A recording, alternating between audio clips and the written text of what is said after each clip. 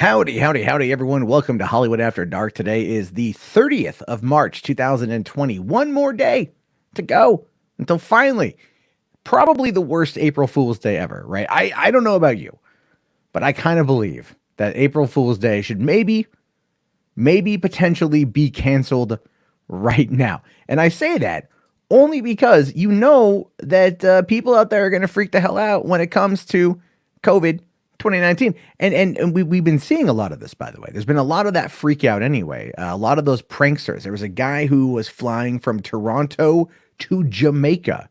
He got halfway into the flight, stood up, looked proud, kind of, I guess. I don't know. Addressed the plane, the other passengers, and went like, I have coronavirus.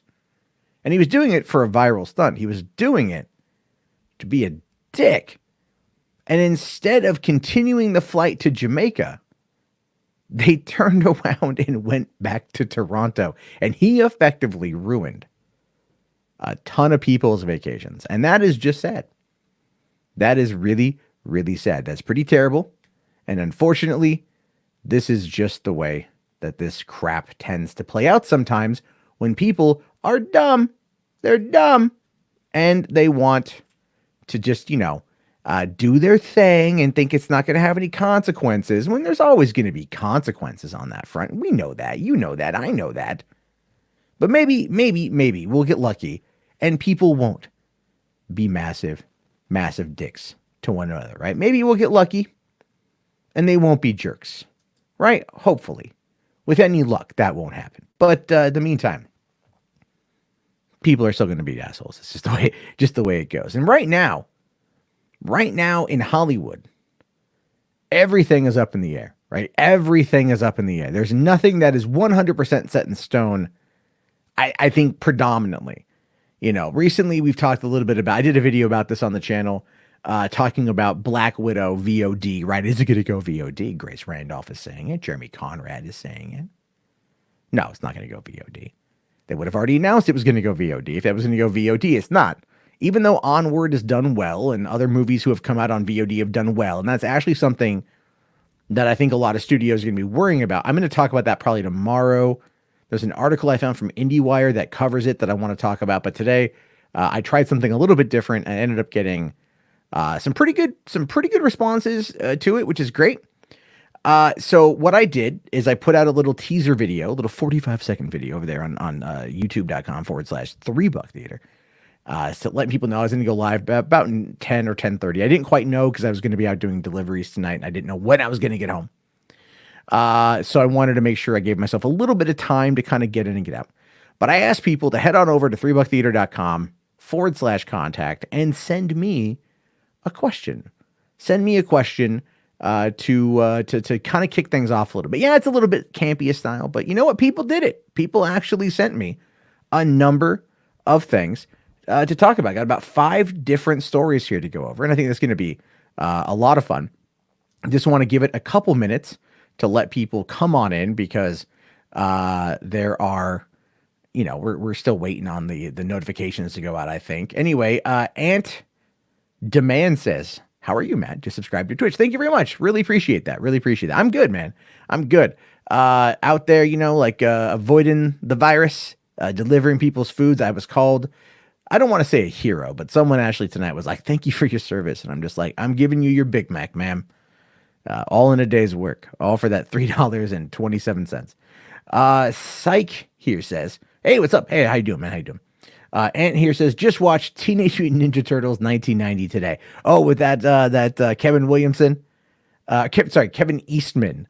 Watch along. I got an email about that too. That movie is one of my favorites. It came out when I was 8, right? I was really big into TMNT at the time, and it came out on my birthday when I was 8 years old, and I was really excited to see it. Like, this is weird that it's the 30th anniversary of that movie, and I still remember going to see it for the first time and walking out of that auditorium and looking up into the projector booth and swearing to God that I saw Elias Koteas, right, in the booth, Casey Jones, that I saw him in the booth. And he was the one operating the projector. And I remember that as a kid going like, oh my God, Casey Jones is in a Tigard, Oregon movie theater. Not in New York. And then, of course, the next year, TMNT 2 came out. I think it was, yeah, and that was 91, right? It was for Secret of the Use. Good movie. Just good movie. Let's see here. Safety Zoom, what's up, dude? How you doing, man? Zeros to Heroes, what's up, boys? What's going, Josh? How you doing? All right. Garrick here asks, how many Corona movies should we expect in the upcoming decade? I'm going to sit here and I'm going to make a bold claim. I'm going to make a real bold ass claim. And I'm going to say very few, not none, because right now there's all these screenwriters that are cooped up, right? And they're all out of money and they're all out of cocaine and they're all mad. And they're like, we need to figure out how to write a movie and get paid. And Hollywood's kind of shut down. There's nothing on the horizon, as we're going to be talking about. Everything's kind of up in the air. And they're like, I'm going to write a movie set amongst a pandemic that affects your upper respiratory. It's a virus. And Hollywood is going to be just running for these properties at the end. The truth of the matter is on that one, no, I don't believe that's going to happen. I don't believe that we're going to see a lot of those kind of movies. The reason is because there's death. Like Contagion and Outbreak exist, and Contagion is more of what we're dealing with. So it already exists, and as a result of that, people are already flocking to Contagion. Piracy on it's way up. Interest on it in iTunes is way up. A lot of people talking about Contagion. Therefore, in this particular situation, even though it does kind of feel like it's Hollywood's bread and butter to exploit national and global tragedies as a way to make a dollar, I don't think they're going to touch this one for a while. It just seems to make the most amount of sense. Let's see here. Vamp with that Rick and Morty short. I haven't seen it yet. I know you posted it, Safety Zone, in the Discord, but I haven't seen it yet. Let's see here. Favorite superhero, Marvel and DC. I would have to go my favorite superhero for DC. Again, look, my answers are going to be probably extremely vanilla, but that's just because I'm okay with that. For DC, it's flat out Batman. I love Batman. I always have loved Batman. I find him to be complex and interesting, where I find the comic book version of Superman to be boring and bland and which is why I think I loved Man of Steel as much as I did, because in my mind, in that movie, it 100% deconstructed the character and made him ask the questions about what it was like to be human. And that was something I don't think we've really seen in a lot of other Superman properties, where there are consequences to the actions, which is why I do view Man of Steel as one of my top films of 2013. And it is an absolute underrated gem. And Zack Snyder deserves a lot more love for it. But as for Marvel, Spider-Man, or Wolverine, but mostly Spider-Man. I think I just relate to Peter Parker, the awkward, nerdy kid that just wants to do the right thing. I think a lot of us relate to Peter Parker on that front. That's what I'm thinking there. Anyway, let's see here. Sparkles says, man, it sucks there aren't any new movies to watch. Well, Sparkles, how do you like independent cinema? Yes, that's right, Sparkles. Independent cinema, independent movies that you can watch for free. How would you like that? How would you like to watch a movie? A little unknown classic contemporary gem called In Search Of, written and directed by me, and it's free to watch at iso-themovie.com. That's right, folks, iso-themovie.com. Safety Zoom says Netflix will make one. Their March playlist more or less celebrates it. Well, yeah, no, I mean, I think we're going to get documentaries out of it, right? We're going to get some serious documentaries about the failure of the administration and how they really kind of off-put it in the beginning. We're definitely going to get that. But I don't think you're going to get any stories as cool as like the Tiger King coming out of Corona. But hey, we're still in the early phases of this. This is going to last a year and a half. Anything could possibly potentially happen, right? What'd Trump say? 100,000, 200,000 people going to die? There's got to be a story in there somewhere, right? There's got to be a story in there. But Garrick here says Hollywood made 9/11 movies a few years after. That is true, but it wasn't like, I mean, look, the United 93 was an event, and the World Trade Center was an event, specific isolated event. A global pandemic where there's like, you can't see the villain. And there's, if people resort to cannibalism in some parts of it, right? Like we find out that in like the depths of China, there's a tribe of people that are like, they have just cut themselves off from the outside world and instead resort to ritualistic cannibalism as a way to provide sustenance and to keep their numbers small and healthy. Then that could be an interesting story about, an Instagram influencer that accidentally gets lost in that village during a global pandemic and thinks they're safe until they realize they're on the menu. That could be a thing. that could be a movie that comes out sometime in the near future, and that's something to consider there as well. Okay, so I'm going to get to some more questions here in a second. I did hear the rumors about Ghostbusters. We are going to be talking about that again. I got asked a bunch of questions. I made little graphics. I'm going to do a whole show here in a second. Okay. Luna still hasn't watched Man of Steel or Batman v Superman. What are you doing, brother? Get out there and watch those movies. Get out there and watch them. Okay. So anyway, here's what I was thinking. So I had this thought tonight because I've got this is the Twitch channel for Hollywood After Dark. We've got the Hollywood After Dark YouTube channel where the VOD of this is going. And the beauty about StreamYard, and this is great. This is like a little nerdy thing. I can simul stream, right? I can simul stream. So I'm streaming here, and then the VOD is going to be going over there. But I'll just make it public once it's over. So it's cool. It saves me actually a fair amount of work, a lot of work to say the very least. And that being said, also because we got in some fun conversations the other night, I do want to create an alternate channel called Hollywood After Dark Clips, right? Or like maybe I'll think of a better name for it because we got in that conversation about Siskel and Ebert reviewing porn. I thought it was really funny, so I clipped it out and put it up on the channel. No one else watched it. I think like 300 people watched it. And no one really gave any feedback on it. So like maybe this isn't the right audience for that because keep in mind people don't want to watch like things that aren't related to your topic at hand. And it was very, very not safe for work. We talked about a lot of dirty, naughty, terrible things. But I thought it'd be kind of funny for conversations like that to create a Hollywood After Dark clip channel that just would have those conversations in play. And then over there for people who want to go and find it. I really do want to build this out into something that's fun. Maybe putting up the phone calls because I do want to take phone calls again, getting that up there, getting other people to call on in. And I think that would be pretty cool. Although I'm probably going to need some help on that front. Either people logging when certain things take place, like giving me timestamps, or creating their own Twitch highlights and sending those to me for me to download. So something to consider if anyone wants to help out. You'd be greatly appreciative. I would really, really be appreciative, all that stuff. Okay, so just to kind of go through this here, Garrick asks, why does Zack Snyder keep trolling about the Snyder Cut? Well, okay, so here's why Snyder keeps trolling over the Snyder Cut. Because it's coming. It has to be coming at this point. You don't spend 4 years talking about this, sort of. At least 2.5 years talking about this if there wasn't something on the horizon. And to really kind of understand this, you have to go back to 2016. I think everything revolves around the second weekend of BVS. So in the opening weekend of BVS, it did $185 million, right? Now, keep in mind, this is coming off of a bad Rotten Tomato score. And the critics all hating it, right? But just like a few weeks earlier, there was a report about how there was a standing ovation at the end of the movie.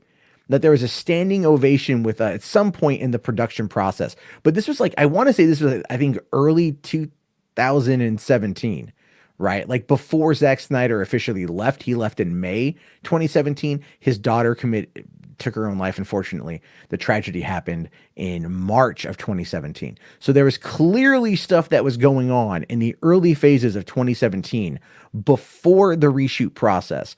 And before Joss Whedon came on board, he was brought on board, I want to say March of 2017 as well, to work on the scripting. And then he wasn't brought in to be the director until after Zack Snyder left the project in May of that year. They didn't do reshoots, I think, until June or July. So again, there's a timeline of events here that need to be looked at. So what you do is you go back and you look at the second week of BVS in 2016, when the movie cratered, and I mean cratered down to like, I think it was like a 76 or 78% drop or something. It was insane. Now, granted, at the time, I actually tried to defend it a little bit. I did. I was like, it's not that bad. No. I was wrong. It was 100% that bad. It was super bad. The movie wasn't good. The theatrical cut is terrible. We all know this. Right, we all know this. So what happened was, after that went down, Warner Brothers stepped in. And I believe this was the work of Kevin Tushihara himself, the former CEO of Warner Brothers. And what happened was they took Zack Snyder off the mantle, out of DCEU. They demoted him. Even though they were balls deep in filming Justice League at the time, they took him off they took him out of the leader position, brought in Jeff Johns and that other guy, brought in Ben Affleck. They promoted Ben Affleck to executive producer, and they wanted him to oversee the edit of the movie because Affleck had just won for Argo. in 2016, right? He had won Best Picture, and for maybe not, maybe it was a year before that. But it was very close by. He had won for Argo. So Warner's was like, I'm gonna reward Ben Affleck here. We want him in this movie. We want his filmmaking talent to be in this movie, which is why him not doing Batman still breaks my heart, because I thought he would have done a great job. Really, if he would have been able to crack that nut and dive in, I think an Affleck directed Batman movie would have been like legitimately a Best Picture contender. That being said, I still think Matt Reeves is going to make something that is truly awesome, so I'm not against that. So anyway, they took Zack Snyder off all that stuff. They restructured the DCEU entirely, and they brought in new management. Now, what they probably didn't expect to happen was that BVS's extended cut, the Ultimate Edition, would do as well as it did. And I mentioned this earlier on Andy Signore's show, and he kind of downplayed it a little bit because I don't think he wanted to actually face reality. But in the summer of 2016, and this is legitimately true, when the Blu-ray came out in July of 2016, I think it was like the third week of July 2016. For the next 5 weeks, it was the number one selling Blu-ray and the number one selling DVD. So it was number one on the chart for 5 weeks. Think about that. When a movie that was so critically hated, so audience destroyed, that at the end of when it hit home video and that extra 30 minutes came out and everyone was all like, yay, right? When that whole thing happened, so many people out there went and flocked and bought it. They bought the hell out of it for 5 weeks. And you know what was number 2 on the home video charts for 4 of those 5 weeks?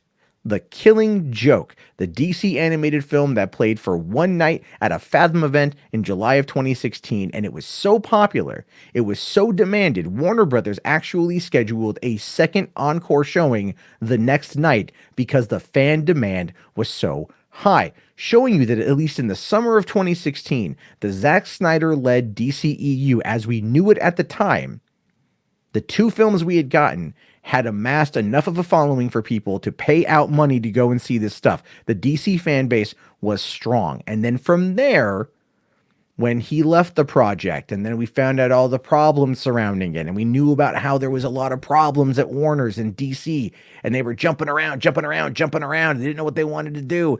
And they've been in this limbo ever since. They've been trying to get things off the ground. Jeff Johns did a good job getting Aquaman going, and he got no love when Justice League crashed out and burned. They removed him. Even though the head of studio for Warner Brothers, Kevin Tushihara, is the one who ordered a hard 2-hour cut. So we know that there's a lot more footage that was shot. It's another reason why the release of Snyder Cut movement is so popular. And so as a result of that, the thing we're currently dealing with here has more to do with Zack Snyder not being given the opportunity to finish his film, not being given the opportunity to actually give the fans what they want, and fans that have spent years now demanding that cut of the film because they want to finish Snyder's vision. They want to see what he had in mind, and everything we've learned has showed us that it would be better even if it was just animatic form, if it was a work print, if it wasn't 100% complete.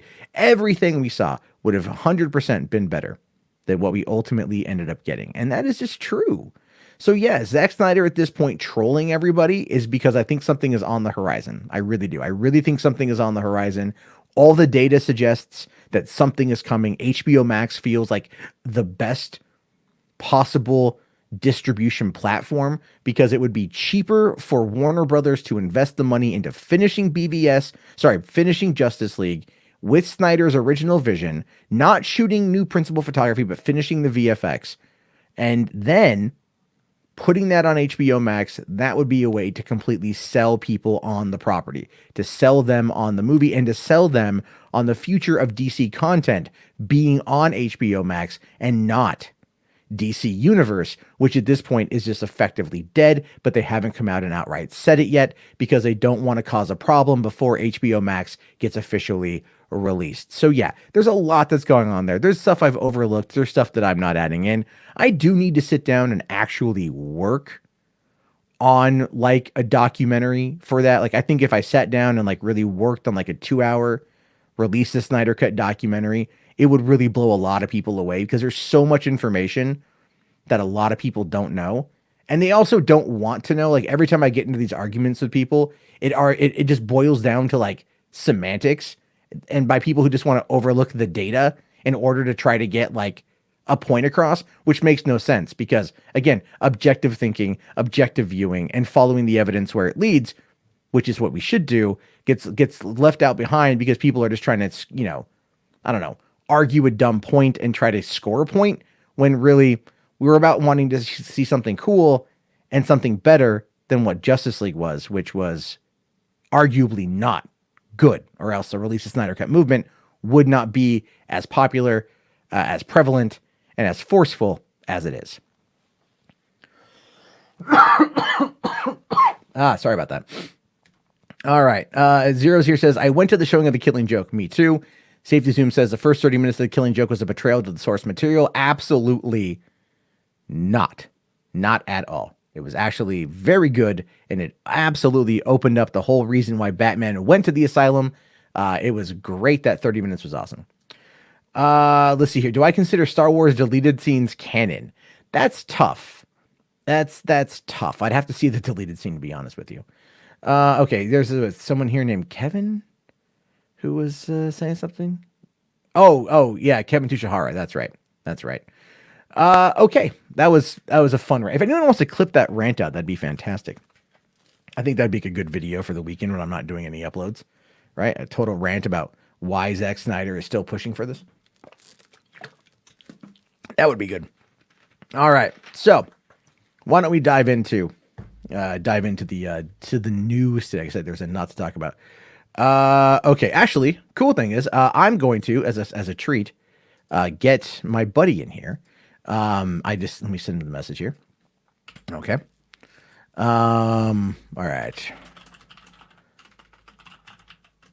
Let me ask him this. Okay. So the person I'm asking to come on in, is my best friend, Mark, who, if anyone here has seen the movie, our movie in search of, I want to make abundantly clear on that one, our movie in search of, Mark will never, ever, ever, ever, ever take responsibility for that or ownership of that 100%. He hates it.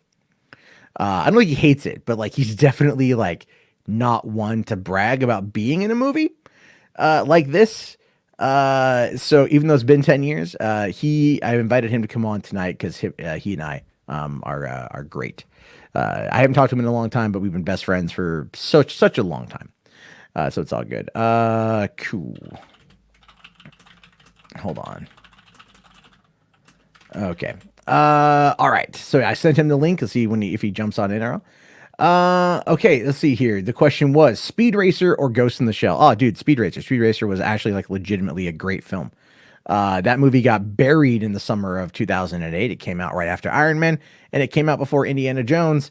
So it just got buried a week after Iron Man. And I think Speed Racer is if you need a movie to own a Blu-ray player for, Speed Racer is that movie. 100% that movie. Speed Racer is great. I don't need Lewis in here to act as my foil. I don't need him in here. I love Lewis. Don't get me wrong. I don't want to argue with Lewis tonight. I'm just too tired to argue with Lewis. Because Lewis, we would argue and I'm not in the mood for it. But anyway, coming in right now, my brother from another mother, the man who I love to death, known for so long, Mark. What's up, dude? Hey, what's going on, man? Not too much. Thank you for coming on. I totally keep forgetting to invite you on these things because I never know when you're home. Oh, thanks for having me. Well, I'm home now. Yeah. So how's San Diego in the lockdown? Just it's a little bit noisier when you're at home because all the neighbors are here. Nobody's going to school. Nobody's going to work. But I mean, otherwise you go out and around town and it's similar levels. It's just a little bit slower. Yeah. No, well, I'm seeing that here too. But the cops are actually citing people now if they catch you out, they think you're not doing anything essential. How do they prove that? I don't know. Like I was doing a food delivery tonight to like this one neighborhood, and then there was I pull on up in the neighborhood, and and I'm like blasting like early 2000s, like I think it was like Kid Rock at the time. Don't judge me, but it was on the radio. It was on Sirius XM. It was American Badass. Mm-hmm. It was in between aerials from System of a Down. Okay, and then I think it was anyway. Shut up. You don't have to justify your playlist to me. It's okay. Yeah, well, we saw Spice Girls together, so I can't. We did. So we That's we fine. can't say shit on that one. No, But that's fine. we did. Marky and I went to go see it back in 2007. But anyway, so yeah, these cops were in the neighborhood, and I have a feeling that the cops were like, they were like parked next to a park, and they were just watching who was coming and going. And I think it was like to keep people from like being together, even though the governor of the state says, go out and go for a jog, go for a walk. Is that an essential jog? Well, he just says stay 6 feet away from everybody. That's all it is. That's really about it. It's just stay 6 feet away and you'll be fine. But now there's like 42 strains of this thing from what I'm hearing. And part of it's airborne. Yeah. Then the 6 feet thing, who decided on that? Who said like, okay, these sneezes can only go 6 feet. That's it. Like 6.5 feet, you're fine. Like, but oh God, 5 3/4, you're going to get sick. Like, how did they determine 6 feet? I don't know. It seems so arbitrary to me. It just kind of feels like that 6 foot law in Texas, or not Texas, Florida, where you couldn't get like a lap dance that was closer than 6 feet away. Mm-hmm. Remember that one from back in the early 2000s? That weird law to Florida. Yeah, so I think that's what it had to do with. I think it's something like that. I go, well, 6 feet just seems about right. Because I mean, everybody's seen the MythBusters video that's floating around now, showing that it goes like 20 feet or whatever the hell. Oh, I haven't seen that. I don't need more things filtering into my nightmares. I don't need a nightmare scenario of like waking up and like the world is just burning from COVID-19. Although the other night at 2:30 in the morning, I'm laying in bed playing Animal Crossing on my Switch, and I just start hearing shotgun blasts. And I'm like, great. The neighbors. Because where I live, it's illegal to fire weaponry, provided you're aiming at a target. But like, I live in the forest. Well, maybe they're just doing some backyard hunting. Maybe a deer wandered by and they're like, hey. At this point, I fully believe that. Like, I fully believe that. Like, because deer come in my yard all the time. Yeah. They're coming in and out of my yard all the time. And so like, it would be totally, like, no one would know if you killed a deer out in the woods out here. It'd be like, no one would know. No one would say anything because out here, like, it's just, no one gives a shit. So it's a weirder world to live in versus everything I know from living in California for all those years. Yeah. So, by the way, Zeros of Heroes here says, love the profile pic. So he's a big fan of your profile pic there. Thank you. And as long as I've known Mark here, yeah, no, he is kind of a slut. That's true. So anyway, Mark, I don't know if you're familiar with this particular program of mine. Probably not. Mm-mm. Okay. So I've been trying to do like this, this live stream news podcast and everything. Have a lot of fun with it because it's fun to do. Well, so we're living in clown world now. Everything's and it's I want to bring a little bit of joy and levity to the evening times, while also discussing the day's current events of Hollywood burning itself to the ground. Yeah, I mean, now all of a sudden piracy doesn't seem like that big of a deal, does it? Well, I mean, with everything they're putting out now, just immediately being up on streaming sites because it's $20 to rent the movie, and then the next thing you know, it's on Pirate Bay, Kick-Ass Torrents, all those sites. Oh, well, Kick-Ass, I don't think Kick-Ass Torrents is around anymore. It is. Oh, it is. I've honestly, I've stopped paying attention to it's back and it's in Croatia. Oh, good. Good old Croatia, right? Nothing weird ever happens there. We're fine. It's God's blind spot. I thought that would be like the Cayman Islands. I'm seriously waiting for a piracy organization to operate out of some kind of island paradise. They're finally going to get the Freedom ship built and just operate in international waters for all the rest of their lives. Well, I mean, as long as we have 5G internet, I think they'll probably be okay to do that. Have you heard of the Freedom ship? I just learned about this. I have not heard of the Freedom ship. No. It was this project that was pushed forward by these insane developers back in the late 90s of the ship that was going to be a floating city. Basically, they wanted it to be over 5,000 feet long, 18 decks tall, and have an airport on top of it. And it was going to travel around the world nonstop. And people were supposed to live on there full time. Half of it was going to be timeshares, the other half was going to be condos. Obviously, it never got off the ground. And with the largest ship in existence still being under 2,000 feet long, it's still a long ways off. But apparently the project is not dead. But I think at this point it's just kind of ramping itself up. If Jeffrey Epstein was still alive, I'm pretty sure he would be all over this thing. Well, this thing's been around long enough that he could have been in on it, but nobody's wanting to put money into this thing. The thing looks like a monster, and as soon as there's any kind of breeze, it's gonna just blow right over. Well, they're gonna. I mean, look, I think at this point, what we're gonna see is a lot of weird, crazy things coming out of this. I'm looking forward to the weirdness, man. Yeah, it's kind of like, I mean, look, all the craziness with like World War II aside, the weaponry was fantastic. It was inventive. It was inventive weaponry. So what we need now is like not inventive ways to kill each other, but inventive ways to survive. Gone are the days of dropping a like napalm bats, right? Oh God, yeah. Chinese villages, or I think it was Chinese villages. No, they were going to do that to Tokyo because most of Japan was still wooden structures at the time. That they're going to napalm bats are always a fun thing to talk about. They were gonna strap the explosives onto little flame bombs, and they would go and roost under the eaves of these wooden buildings and then detonate and burn Tokyo to the ground. I just think that's really funny, all things considered. Well, not burning people to the ground, but at this point, the inventiveness of the 1940s, of the late 30s and early 40s, we've kind of hit that peak now where it's like, well, we've mastered the way to kill each other.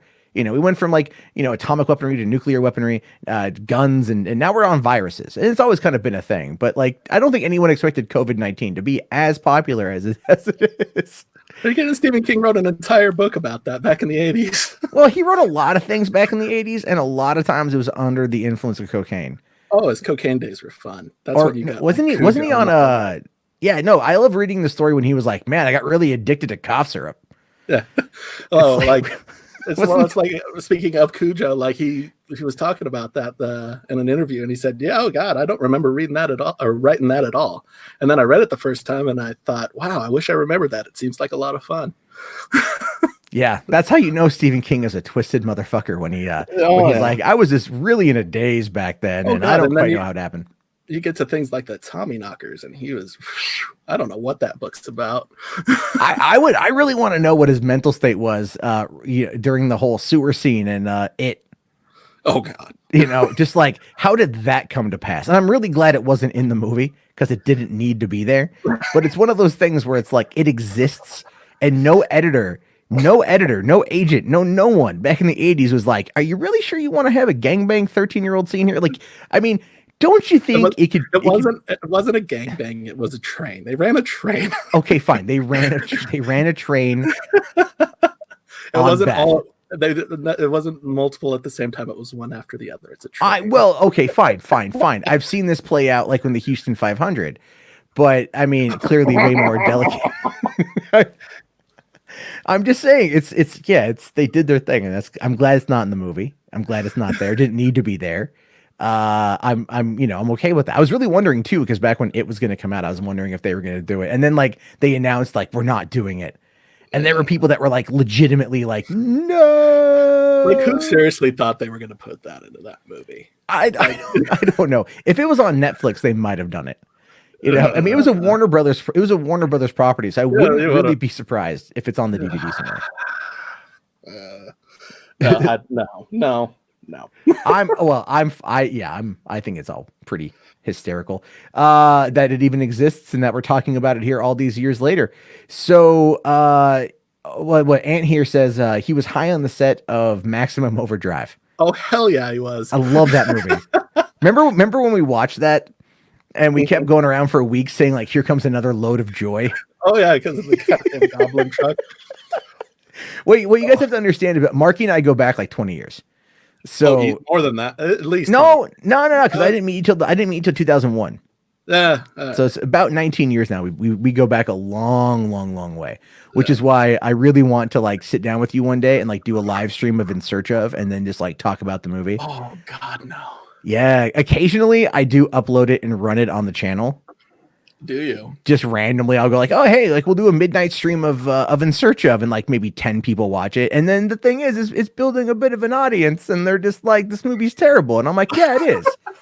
That's the point. And so the other day, this is true. The other day, Stephen Bloom was on, Jason Bloom, Bloomhouse, right? Was on Twitter, and he's man, there's nothing to watch. And I slid right into the comment section. I'm all Jason, buddy, Bubby, let me tell you about this movie. Right? You like point of view found footage. I like point of view found footage. Let me tell you about this low budget, no budget schlockfest. And my friend and I made 10 years ago. We had no budget. We had $500 to make that movie. And I'm pretty sure I blew most of it on burritos. But or no, like the fake blood on that t-shirt. Anyway, yeah, but like I sent it to him, and so like I've been kind of like low key like tweeting it at like people in Hollywood. Okay. Try like hoping that one of them's like, I'm super bored. Why not? I'll check this piece of shit out, and then just watch it and go from there. I think that'd be really funny. That would be If I get an email one day if I call you one day and go, dude, they want to remake it. Remake it by all means. By all means, yeah. But you know you'd want to be in it. I'll have a cameo as the shop guy in the background. Thank you. Anyway, that was some good times. So we won't even discuss Uncle Secret Agent or the Alan Strongbum Dingo Stalker, which we only did the one episode. We shot 2 episodes, but I only finished editing the one. It was a bloody national treasure, mate. It was. Yeah, I know. I did show that on a stream one night to people. I did. And I think like some people got offended at like the midget porn jokes we were making, but they don't understand that like humor was really different in 2008. Well, no, that was 2006. My bad, because I graduated in 07. So yeah, we shot that in 2006. All the terrible short. Remember the Association of Silver Screamers? Sort of. Okay, so I made a short film when I was in school about Dracula, the Wolfman, and Mummy, all like down the road. You played Frankenstein. The Frankenstein had become Jewish and a lawyer. Jeff was the Wolfman. I vaguely remember. How do you vaguely? We shot the thing like twice. Did we? I think we shot it twice. I know we shot it. I think we did like 2 days on it. I think we did 2 days. We shot at the drive-in. And anyway, I played Dracula, but I was I was running from INS, and so like my name was Juan, and it was terrible. It's extreme Transylvanian cultural appropriation, but we shot it way back in the day. Okay, I'm starting to remember this now. Yeah. Oh yeah, all the blocked memories of all the dumb things I put you in over the years. That's starting to come back. There's a lot of them. Yeah. Oh god. Oh yeah. Well, Hillbilly Hunting. Oh God, that still exists. We should watch that one night. You guys would hate it. I would lose. Everyone would hate it. Everyone would hate it. I think it's still on. Who would like that? I think it's still on Vimeo. I think the whole thing. I think the whole 18-minute cut is still on Vimeo. Wow. And that was pretty bad. That was that's 2005 shit right there. That is summer. Yeah, that was like in between my first and second semesters of film school. Was we were like bored at 2 a.m. and we're like, we need to make a movie. Like, what could we do? And then we just like start talking about the stupidest things on the planet. And then within, I think like an hour, I was in a wife beater. You were in a blonde wig and a vest, and we were lighting Noah on fire. That was pretty. Remember lighting Noah on fire and strangling him with a lamp cord. Yeah. And then he almost fell out and killed himself because he almost fell on an axe. Oh yes. So he falls out of our camper and he's holding this big axe, and the axe fell first, but the axe fell straight up, and he fell off of it, and his head landed like 2 inches to the left, and he legitimately almost died on my property. And my first thought was like, oh god, the lawsuits would have sucked. The cops are never gonna believe us. Yeah, you just fell on that X. I don't know what the hell happened. Yeah, we don't know. I mean, there's a lot of like 6-month-old in the Coronas, like the 6-month-old stale Corona 12-pack we found in my garage. Oh, and then he drank that and got fucking sick. Look, we've done a lot of dumb things back in the day. We did. We did a lot of dumb things back in the day. Now we're near 40 and we're just living life less fun. Such is life. C'est la vie. All right. So why don't we let's jump into some news here. Have you been following today's events at all, by the way? What happened today? Well, a lot actually happened today, but what I did real quick is I put out a call for the audience on the main channel to like shoot me some questions about today's news events. And I got actually about 5 ones sent to me pretty quick.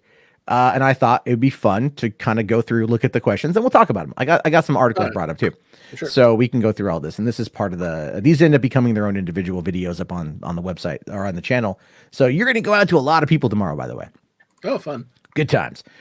So first things first, we have this one here from James that says, with all the delays happening in Hollywood, what do you think will happen to the Marvel Cinematic Universe and the Sonyverse of Marvel character film slates? Have you been hearing about this at all, that the Sony pushed everything back?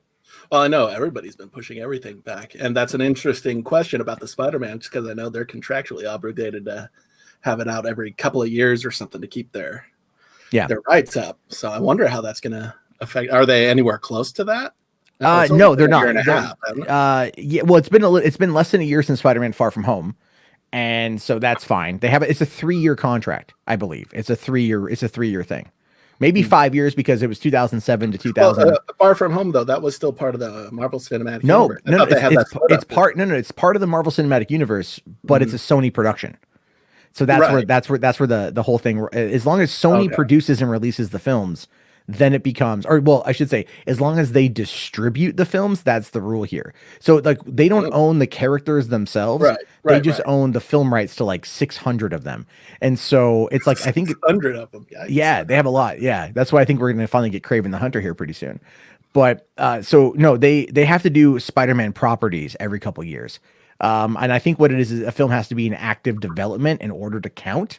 So that's why from like 2007 to like 2010, they didn't really do anything until they started working on The Amazing Spider-Man for 2012. And then from there, it was after The Amazing Spider-Man 2 kind of failed to, meet the expectations that they wanted it to, is when the deal started being discussed with Marvel about, tying the universes together in that regard. And so here we are. I personally think that Marvel, this is the thing, everyone's coming to me and they're going like, but if Disney delays Black Widow, it's going to throw everything else into disarray. And I'm like, how? Nothing's locked in stone yet. There's no release dates for WandaVision or Falcon Winter Soldier or Loki. Can I just say real quick, WandaVision is still the stupidest name for anything I've ever heard. It really is, but it could actually be a lot of fun. Every time I hear WandaVision, I think it's a Wanda Sykes vehicle, and I'm disappointed when it's not. I agree and disagree. Every time I hear that name, all I picture is like a sketch show, like centered around her and her nonsense. And then I realize it's about Vision and Scarlet Witch, and I'm like, oh, all right. Yeah, well, the name was kind of iffy at first, and then I think people just kind of got used to it. Like I don't know if they're gonna. I don't know. I mean, obviously, WandaVision. I feel like it's one of those things. There should be like Wanda X Vision, like it's a weird Japanese crossover video game of some kind. But either way, I think it's going to be a lot of fun to check out. It can't be. It can't be any worse than, let's say, Thor 2 or Captain Marvel. So there's that. But no, there's so you've got Black Widow kicks off the whole thing with, the phase 4. So there's no, and that's being pushed back. They can delay the big issue actually is, in my opinion, the Disney Plus shows, because Disney Plus, as much as I like it, they're really not a lot there that they're doing that's new. Yeah. And so those shows are going to keep people with the subscription, because right now, like, oh, we're going to be bringing Onward on there. Like, cool. How much mileage is that going to get? I don't know. I don't know. Well, that's the difference between something like a series and a feature-length film. A feature-length film, you watch it once you're done. With a series, you can keep creating new content in the universe. Well, at the same time, if you have children, you can watch it way more than once. I have seen Toy Story 1 through 4 now so goddamn much a lot in the last couple of weeks. However, I don't think it's going to impact those. People, they've got like 28.6 million subs here on Disney Plus. Like, they're fine, and it blew past the first year expectations. They had originally wanted 10 million. They got 28.6. They're fine on that front. Yeah. And so what you have is that, and then you've also got the whole situation with the Sony stuff, and that's their own world. They just have to have those out before Spider-Man 3 comes out. That's all they have to do, because it's going to tie in directly to Spider-Man 3 and run parallel to the MCU, but it's not going to do anything else. So, they're in their own bubble. I'm bummed that Morbius got pushed back to March, because I want to see it. I'm kind of more excited about the Sony side of things right now than the Marvel side of things, only because it's just different stuff. We lost Mark for a second. We'll have to wait for him to come back on in. There we go. Well, all right, we lost you for a second. Sorry about that. I don't know what happened.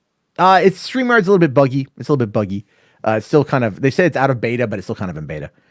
And so yeah, I think that the Sony stuff kind of in my mind is more interesting than the Marvel stuff right now because it's different.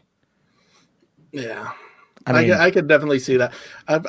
I'm burnt out on the Disney Marvel movies. It seems like it's the exact same movie over and over again with the same flow and beats, just different characters.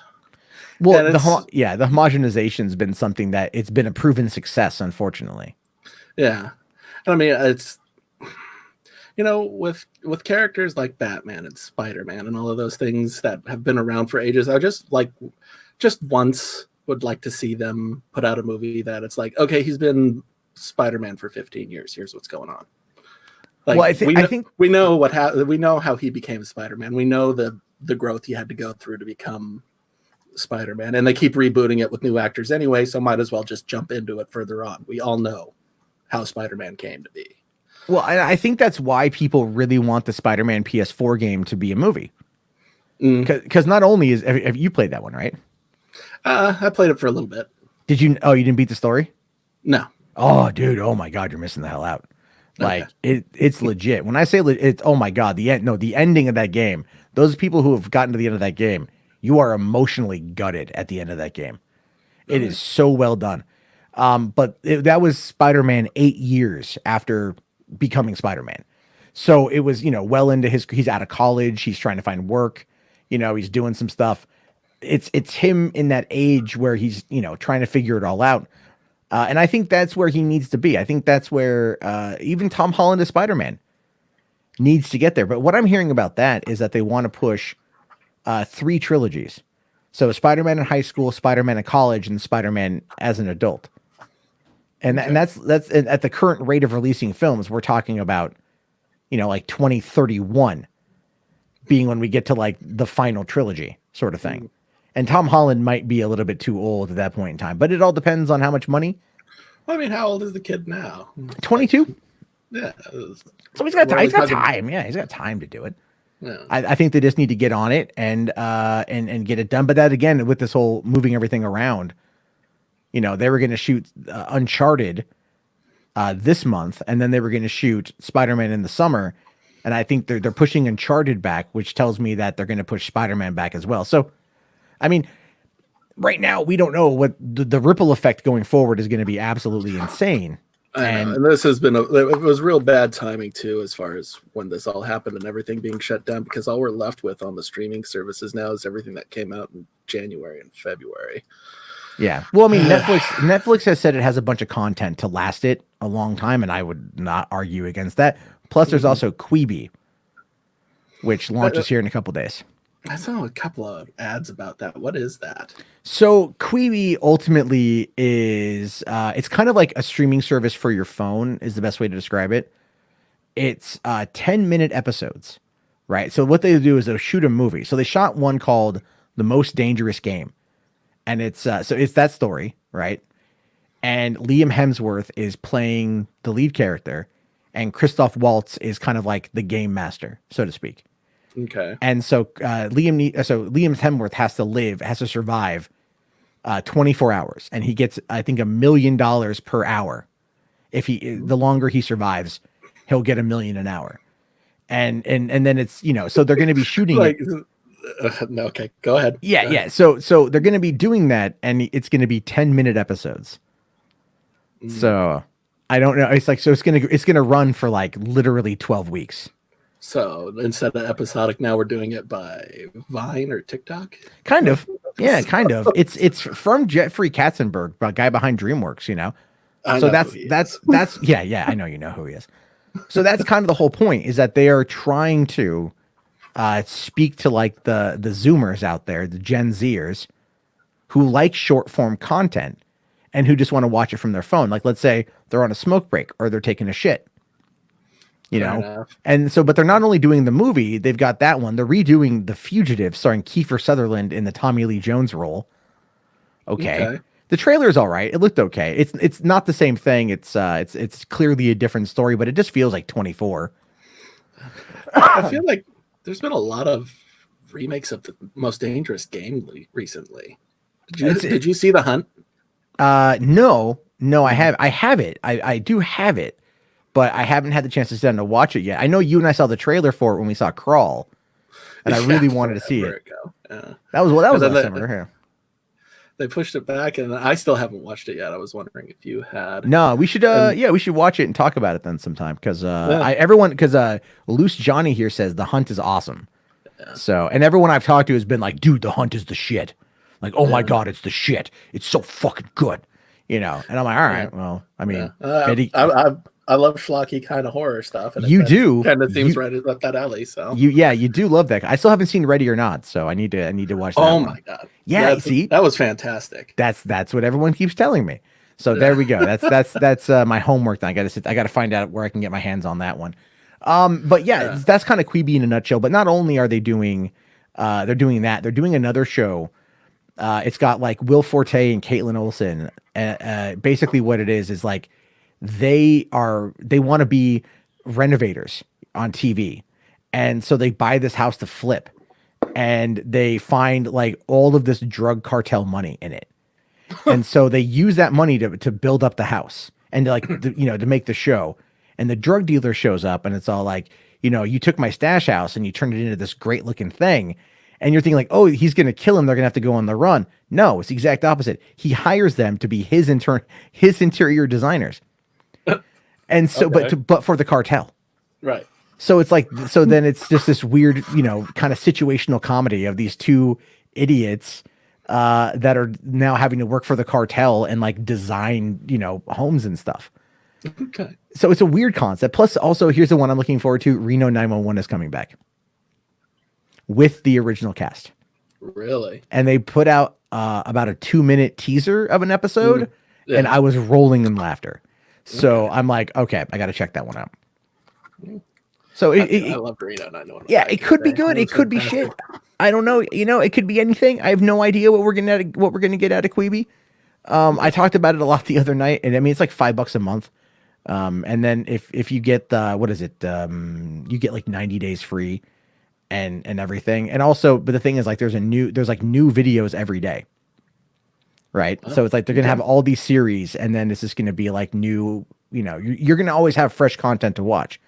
And that is why I think the business model could actually work. It feels like YouTube, but with a lot of high production value content with a lot of big name celebrities that is designed for that very quick bite-sized entertainment. It's the crack cocaine of entertainment. Okay. Yeah. That's the way to go about it. Yeah. It's the crack cocaine. It's crack cocaine. You got any more of them greatest got any more of them new episodes? I'm just trying to get a taste. Well, okay, so I got another question kind of from similar to what we just talked about in regards to the Sony stuff. This came in from Holly, asking, now that Sony has moved most of its 2020 films into 2021, do you think that the studio will be prime for a takeover from Apple? Have you been hearing about this at all? No. So this has been a long gestating rumor that I've heard for a while, because there's been, okay, so you heard the reports last week about Apple potentially being in a position to cash buy out Disney. I thought it was Tencent that was going to do that, but I heard a couple of different rumors about that. Yeah. Okay, so I didn't hear Tencent, but there were trades that were talking about Apple buying Disney. But the thing is, it's such a weird thing to say to me, for me to hear, because they were like, they would just buy it in order to get access to like all the Disney Plus content because Apple Plus TV or Apple TV Plus is failing, and I'm like, well, yeah, put out better content and people are going to go check it the fuck out. But until then, they're just not. So I don't view Disney as being in a position to be purchasable by Apple. It just right now, given the pandemic, I mean, come on, bad PR. Be bad PR. If there was a hostile takeover of Disney right now. Yeah. And so that's an issue. But Sony has been rumored to be Sony Pictures, I should say, not Sony, the development company, everything else, but just Columbia Pictures and Sony Pictures have been rumored to be up for sale for quite some time. Because if you've been following a lot of the trades, there's been, Sony doesn't really have a win outside of Spider-Man. And I would say that Jumanji was decent, but it didn't do anywhere near as good as Welcome to the Jungle, the first one. Right. And I mean, we're talking like $300 million less, which is significant for a sequel. Yeah. To lose, to not even get it close to the predecessor. Well, I mean, shit. The first one came out and it was kind of a sneaker hit, and it also came out against nothing. Actually, that's not true. It came out against The Last Jedi. It came out a week after The Last Jedi. No. I mean, the first one. The first one came out a week after The Last Jedi. Did it? A week or 2 weeks after The Last Jedi. Yeah, it did. And this one opened a week before The Rise of Skywalker, which was a ballsy move on Sony's part, but they probably thought that they wanted to get that money at first in order to not be swept away by The Rise of Skywalker, which, had a real strong Christmas run. Anyway, so, Sony, and I criticize Sony a lot, but Sony seems to have a lot of problems here. Like, I wanted to bring up the article here about Morbius and Ghostbusters moving everything back to 2021, because I think this is going to put them in a position where they could be bought out, is the reason why, because they've got nothing coming really outside of Venom, which, looking at the success of Venom 1 with its $860 million in 2018, which is so weird to say that that's a reality we live in. But they don't have anything else. I mean, look at here, you got Morbius, Ghostbusters sequel and more. And I'm pissed about Ghostbusters because I really wanted to see it this summer. I was cautiously optimistic. The trailer looked really good. To me, it looked really good. So it says Sony Pictures has pushed back many of its major tentpoles, including Morbius, Ghostbusters, Uncharted, and Peter Rabbit 2 to next year. Well, I mean, Uncharted was already going to be in March of 2021, so that's kind of whatever. But I mean, Jared Leto's Morbius pushed back July 31st to March 19th. Tom Holland's Uncharted went from March 5th to October 8th, 2021. Ghostbusters is from July 10th to March 5th. Those two, Morbius and Ghostbusters, will maintain the same distance apart from each other, which I do find that to be kind of weird that Sony is going to release two major films in 1 month. Wow. Right? That doesn't seem a little bit weird to you? It's almost like they're playing against themselves at that point. It does. I mean, they're 2 weeks apart, and they obviously speak to different audiences, kind of. Like, I mean, the Ghostbusters audience are going to be probably wanting to go check out Morbius. I just feel like they run in line together.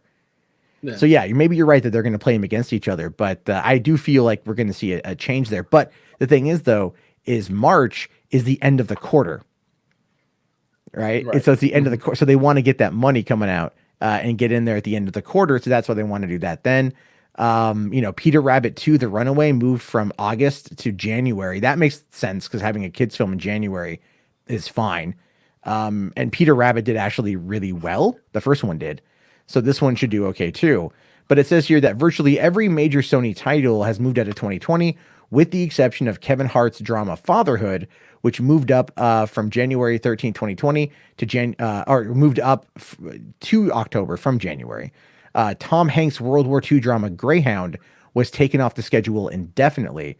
And then, of course, Venom is still coming out right now in, I believe, somewhere in there, I think November, October, but it's not even, as far as I can see, it's not even mentioned in this article, which is interesting. Why wouldn't they mention Venom as being like impacted by this?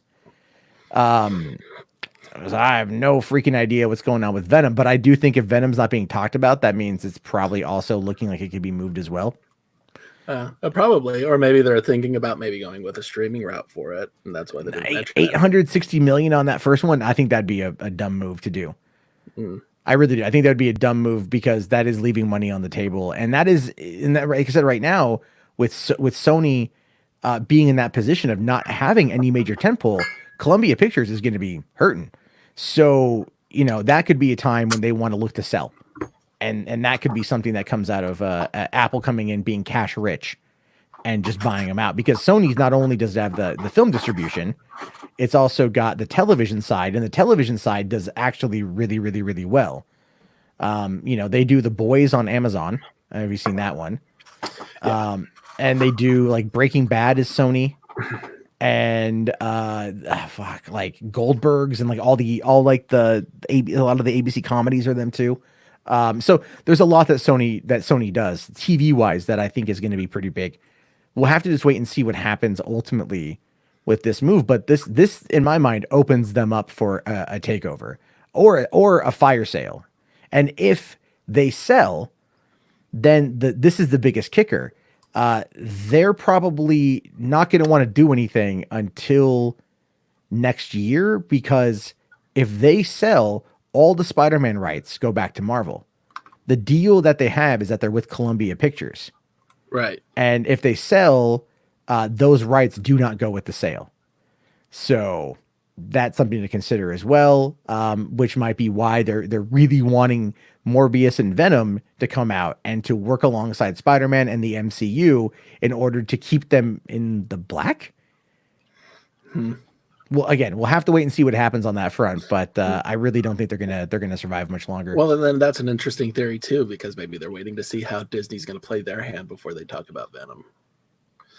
Maybe, yeah, because we are waiting on Black Widow and everything else. I mean, like I've said before, the Eternals and Shang-Chi, they're expendable, right? Like they can go, move those into 2021. Like no one's gonna care because they're new stories. So you have the leeway to play with them a bit. Whereas all the Disney Plus shows are all going to be tied into Black Widow and the current state of the MCU Phase 3 and all that jazz. So, those ones more people are interested in, but I really feel like you could just move back Eternal, everything, it's fine. Nothing really, I don't know. They don't really blow my skirt up. Thor 4 I'm interested in, but that's kind of the only one out of this phase outside of Black Widow. So there's that. Okay. Where's the next one here? So, I'm trying to find it. Okay. So this came in from someone named Max. And this one you might like. So what do you think about the rumor that Disney Plus is developing a live action Ahsoka television series? Do you think it will feature more Clone Wars characters? Have you been hearing anything about that? I have heard a little bit about that, and I'm curious to see how they would do that. She is a very popular character that only appears in, the Clone Wars property, so it'd be interesting to see them develop her outside of that. Well, yeah, because there's that rumor that popped up that we're going to see, live action version of her, Rosario Dawson, in Mandalorian season 2. Isn't Rosario Dawson too old for her? No, well, because the way the timeline works is even though she popped up in the Clone Wars, back in the day, she was like 14 at the time. Okay. And so you figure 20 years past then is the beginning of the original trilogy. She pops up again in Rebels, which takes place before the original trilogy. And at the end of Rebels, it takes place a few years after the Battle of Endor. And the current rumor speculation is that it takes place 5 years after the Battle of Endor, which is also the same timeline when The Mandalorian takes place. I see. And given the did you see Mandalorian? I have not watched it yet, no. Really? I'm surprised. Really? You need to watch that, sir. I'm so far behind on everything now. Well, it's not the episodes are short. You could go through them, like you could literally go through them all in probably one sitting. It's about maybe 4 hours. I believe you, but I'm a little tied up with Tiger King right now. Okay, fine. When you're done with Tiger King, I'm put my fucking foot down. When you're done with Tiger King, go on Disney Plus, watch the first 3 episodes of Mando. Okay, first 3. That's the first arc. By the time you get to the end of episode 3, you will be like, yeah, and you're going to want to watch more. Then you're going to do episode 4. You can kind of sleep through episode 5 a little bit, although it is chock full of nostalgia. Episode 6, legit, Bill Burr pops up, so does Clancy Brown, and it's awesome. Nice. When I say awesome, I mean basically Mandalorian becomes Batman. Like that's how awesome it is. And then episodes 7 and episodes 8 are fucking amazing, dude. Like it's just so good, right? Like so good. I recommend it. I believe everyone watching this will recommend it to you. So you need to check it out. However, so yeah, they want to bring a lot of characters in. So there's this article here that I found popping up. It's a rumor. So it says here that Ahsoka Tano Disney Plus series rumored to be in early development.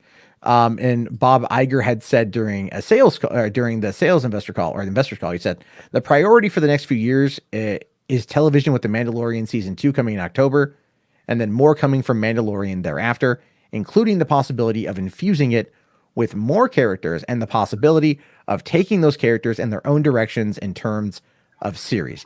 And that's actually a pretty significant thing overall, in my opinion. Yeah. Because this is where, if you've paid attention to any of the drama surrounding Star Wars, which there's a lot, yes, it does kind of, make you look at everything and go, well, they clearly have a few issues.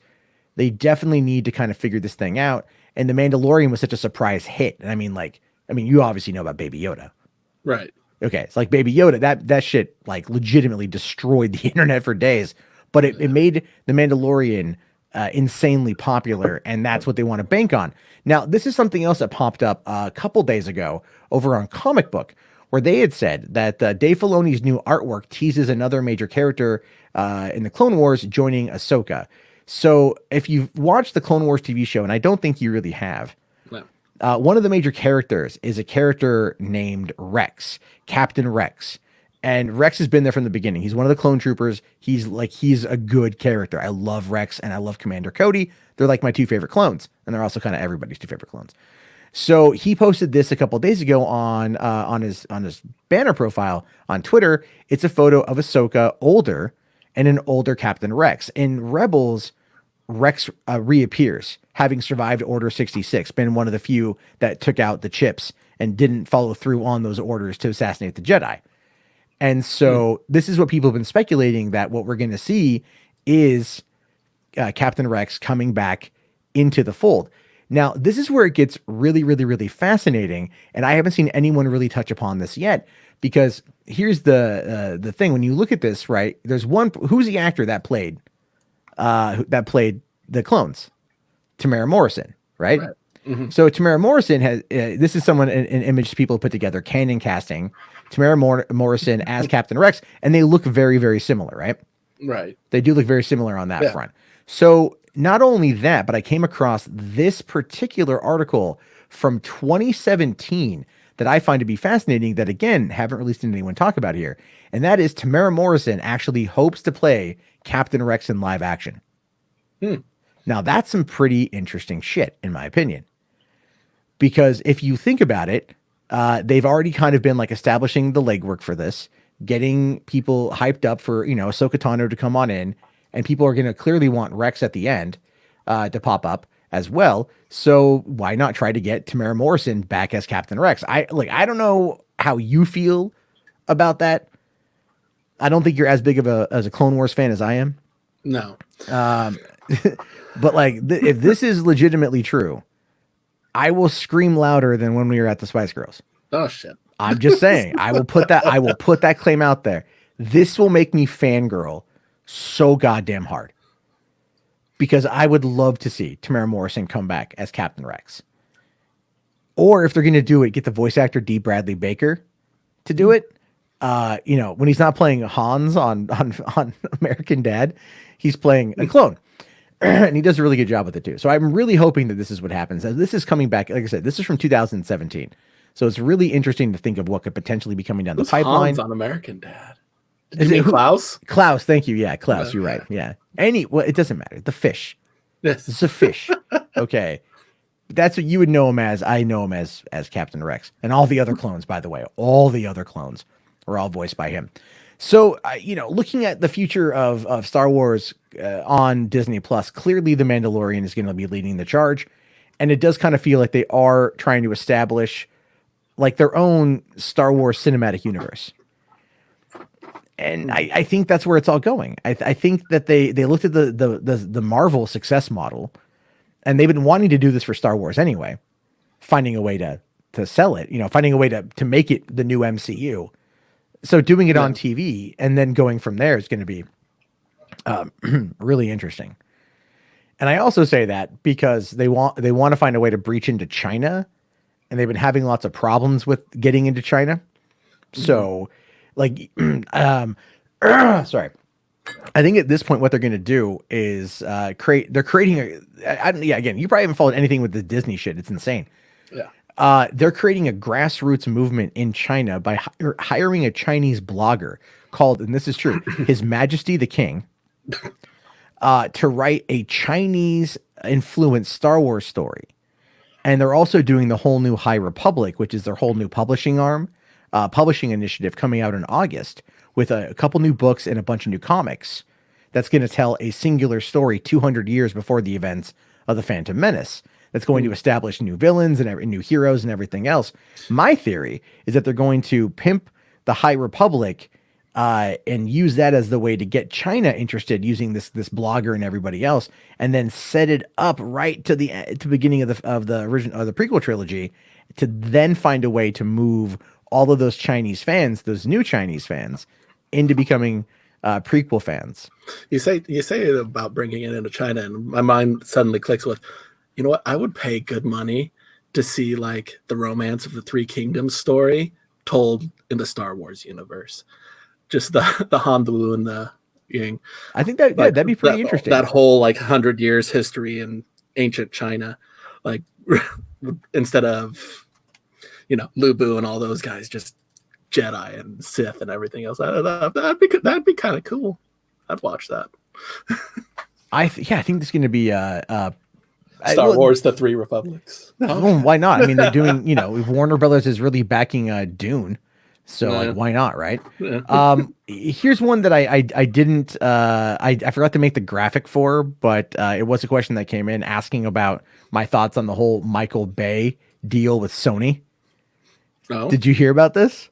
No. Is he this working just exclusively with Sony now? Yep. So Michael Bay to unleash Bayhem at Sony with multi-year first look deal. Oh, okay. Yeah. Paramount doesn't want Michael Bay anymore. Clearly, after Transformers 4 and 5, Netflix tried him with 6 Underground, which was a disappointment. And 6 Underground's an interesting movie. I recommend you check it out. It's like full on Michael Bay, but not good Michael Bay. Okay. And I think a lot of that's the script, which is also written by the guys who did Deadpool and Zombieland. Did he just do that Midway movie, or was that someone else? No, that was Roland Emmerich. That was Roland Emmerich. Right. Yeah. As soon as I said that, I was like, no, that was Roland Emmerich. Yeah. Okay. And I like watching that guy blow stuff up, so I still need to see Midway because I still remember when you and I went to go see 2012. Oh, I hear it's awful. Yeah, I hear it's awful too, but I don't care. It's Roland Emmerich, right? Like I saw Independence Day Resurgence. So I'm like, yeah, I'm okay with my choices. Poor thing. Yeah, well, shut up. Anyway. All right, so this is what it says here. Michael Bay will continue to blow shit up for the foreseeable future thanks to a new multi-year first look deal with Sony. The deal will allow Bay to produce both film and TV projects. That includes Black 5. Not racist at all. An ensemble drama. Bay will direct. Bay has a history with Sony, having made his feature directorial debut there with Bad Boys. Yeah, but I mean, he had nothing to do really with Bad Boys for Life. So I think outside of producing it, that's kind of dumb. Anyway, per Deadline, Michael Bay has just inked himself a big deal. His first directorial effort will be the Black 5. Project that was announced last year. There are no plot details for the film other than it's an ensemble drama that's going to be high on action. That sounds like a Michael Bay movie, right? It's an ensemble drama that's high on action. What about the story? Story, you silly bitch. I don't know. The last Michael Bay movie I liked was Pain and Gain. Yeah, that was good. And now the thing is, and I was talking about that tonight too, Pain and Gain was a movie he challenged himself to make. Yeah. To do an under $30 million movie. And it was good. It was it felt like kind of like, like 1996 Michael Bay, right after doing Bad Boys, but before The Rock. It felt like that a little bit. And I was like, man, yeah, I would like to go back to that kind of Michael Bay. Not the Michael Bay that, gave us Transformers the last night. Well, I've always thought, and I've always said that a lot of these directors, these big blockbuster directors, as soon as they make a name for themselves and they can start commanding these budgets, I feel like they lose themselves in that amount of money. When they stop having people help them and say, no, you can't do that, but we can do this and we can direct it this way. Same thing happened with George Lucas. You look at the first 3 Star Wars movies and THX, and when he still had people going, no, George, you're nuts. We're not doing this. We're going to do it this way. We're going to do it this way, come back from here. Okay, that's a good idea, and they made far superior movies. But then once these guys get to the point where nobody's telling them no anymore, that's when they start making high budget schlock, basically. Yeah, I kind of look at the whole notion of Michael Bay like that. I agree with you, because if you go and you look at Transformers, right, 2007's Transformers, that was a fun movie. That was a fun movie. You and I saw that in IMAX. Remember that? Yeah. And it was like an extended cut. It was interesting at the time because it was just when he started getting that kind of big money to make those kinds of movies. Because if you look at his other movies, he was close to that with Armageddon and Pearl Harbor and everything. But Pearl Harbor, I think, kind of smacked his dick in the dirt a little bit because it got terrible reviews. Yeah, and then it wasn't a good movie. It wasn't a good movie. No, and then he made Bad Boys 2 and The Island, and then he did Transformers, and that was kind of where he was starting to ramp up to his notorious namesake of being Mr. Blow everything up, everything's going on. No, wait, boom. Yeah. And Well, the and I military hard on through everything. Yeah, well, that was a big factor involved with Transformers. Like, holy Right. shit, dude, we get it. You didn't enlist, but we can see your fantasy playing out. I do like Garrick here. He says, and not just Garrick, but other people are saying too, saying Michael Bay also did The Island. No one talks about that movie. I bring it up pretty frequently when I bring up Michael Bay as a positive because I think it was a well-made movie. Yeah. It was a fun movie. It was long as hell, but it was a fun movie. And I had a cool concept, and it was just something that felt kind of different. But it was like it was a Bayism, but not completely. Yeah, it was like it felt artistic to an extent. But then you look at Transformers, and I bring this up about Transformers all the time. That movie literally rips off every other key shot Michael Bay is known for doing. Mm-hmm. It is his most. I don't want to call it lazy, but it's his most self-referential film. And I know that Anthony McIntosh here says Transformers 2 is underrated as fuck. I don't know if I'd go that far. That it's underrated. I feel like the writer's strike definitely didn't help it. And they tried to shoehorn in that Transformer heaven nonsense later on in the film. But it was fun for what it was. But you had the rail gun. The U.S. Navy had a rail gun. Mm-hmm. Right? Yeah. Like I remember watching that in the theaters. I don't know if you were there with me did we go see the midnight show of that one? I don't remember. No, I was with my siblings and we went to see that one. But like when like they called in the railgun to take out the gigantic transformer on the pyramid with the giant swinging balls. Yeah. I literally audibly said in the theater, "Wait, they got a fucking railgun?" Mm-hmm. Like what? It was so like, giant transforming robots, aliens. Yeah, I can get behind that. I'm 100% behind that. I can suspend my disbelief enough to get behind that. You pull out a railgun. I'm like, what is this, fucking Doom? Yeah. And then Transformers 3 movie, and it could have been worse. Yeah. Well, what is it? I see. The thing is, but then I feel like he kind of pulled it back a little bit for Transformers 3. It was still crazy. It was still way over the top, but I feel the story was more concentrated, and I had a lot of fun with number 3. 4, it felt so soulless to me. Like it was he phoned it in. And then 5 was just, what the hell am I watching? Like, when Michael Bay stops actually doing explosions and they're just pyrotechnics, like you pack it up, you go home. Like you know, like if he's not even blowing up a car. It's just, put that pyrotechnic pack over there. Okay, blow it. Oh, it's in the distance. It looks like something's on fire, but really it's all part of the in-camera trickery. Just no. Fucking Bay. I mean, that's why I like Pain and Gain, because to me it felt like it was something that was there. So this 5-year deal that he's doing with that, I think could be good. If it's TV, maybe that will kind of like humble him a little bit, right? Maybe it will like soften him a bit. Maybe he'll want to go back to his roots because he's like, I think he's over 60 now. He's made his money. He's had his fun. Why not try being artistic? Although, back to the point about George Lucas. He's only in his mid-50s, but well, whatever. It doesn't matter. He's over the hill. He's over 40. Fuck off. But going back to your point on George Lucas, Lucas also tried to be artistic, and that was with Red Tails in 2012. And even though he was a producer on it, he still brought that movie home. That was his baby. And that movie was not good. No, it was a movie that was like, it was made by someone who had no idea that there had been all black movies before. And so he thought he was so cool and making this thing. And it was just terrible. It felt like it was pandering. Yeah.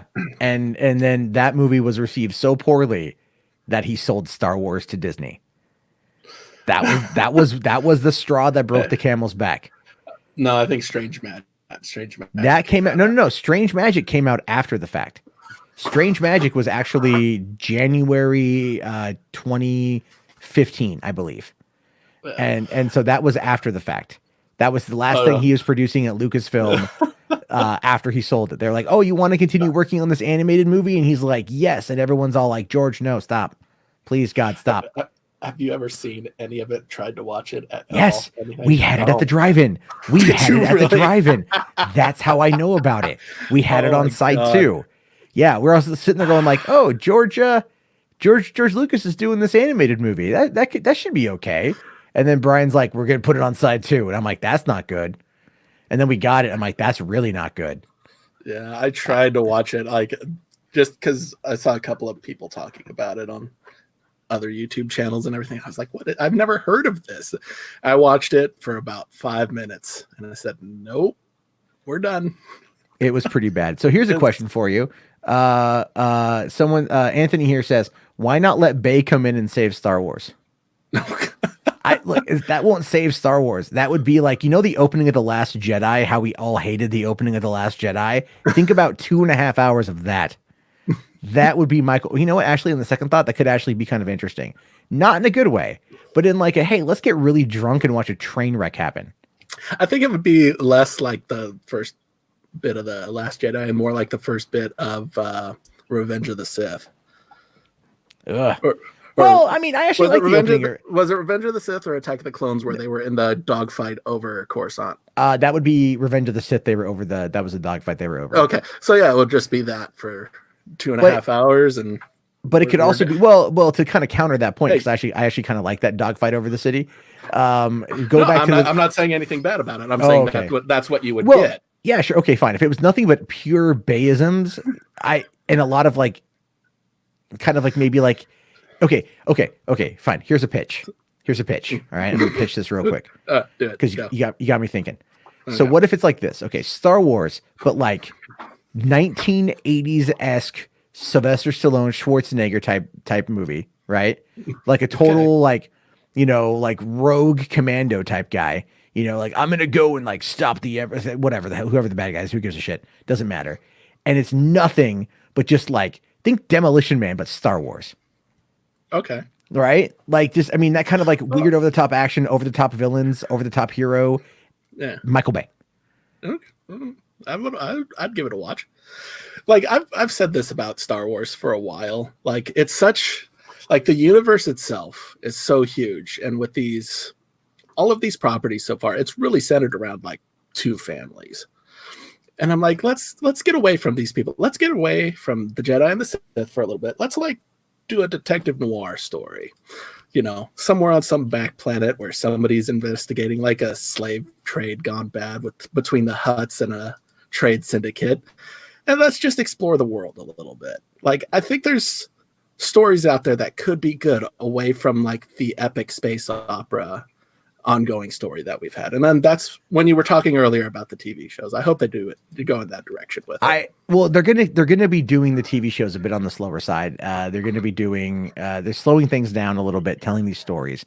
And I think they realize like that's the whole point. Like the Jedi and the Sith factor involved that they did for the sequel trilogy. I'm not the biggest fan of it. I feel like JJ had a plan, Rian Johnson screwed up that plan. JJ tried to fix it. Now we're past it. I don't believe JJ had a plan. I don't think. They had written outlines for all three films. They had actually Kathleen Kennedy herself had talked about this. She said that they had a room where they just had it surrounded by whiteboards and they plotted out the storyline for all three films. Now, what I don't get though is why during the process of production on episode 7 and the writing process of episode 8, Kennedy just kind of went, okay, Ryan, you can do what you want to do. You want to kill Luke Skywalker? I have no particular problem with that. The fans are going to clearly love it because they love Rey and Finn, right? Like they just want to see Finn and Poe get down and smash. Like who cares, right? I don't know about that personally. I mean, I want to know where there was that communication breakdown. That was the first domino in the what the fuck display we got in regards to The Last Jedi. That's what I want to see.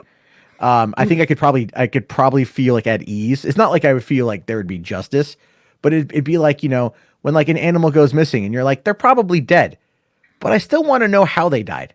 That way I can have some closure. It's a morbid way of looking at it, I'll admit, but it's kind of like that. You just want closure. When you feel like you just got totally butt fucked by the company, you just want closure to know why the butt fucking happened. Like was lube ever on the table? Was it always off the table? Like where what are the specifics here? I have to know for my own closure. To quote Edmund Hillary, who climbed Mount Everest, because it was there. Yeah. There we go on that one. All right. So No, let's stop talking about Star Wars. Let's move on. Yeah, we're gonna talk about. I think probably. I don't want to say it's your favorite thing, but something you probably have a little more thought process on than I will. So okay, earlier. Let me. Balls, dicks, and ass. I forgot I'll bring it up here in a second. I had closed out the article accidentally, so I have to go get that again.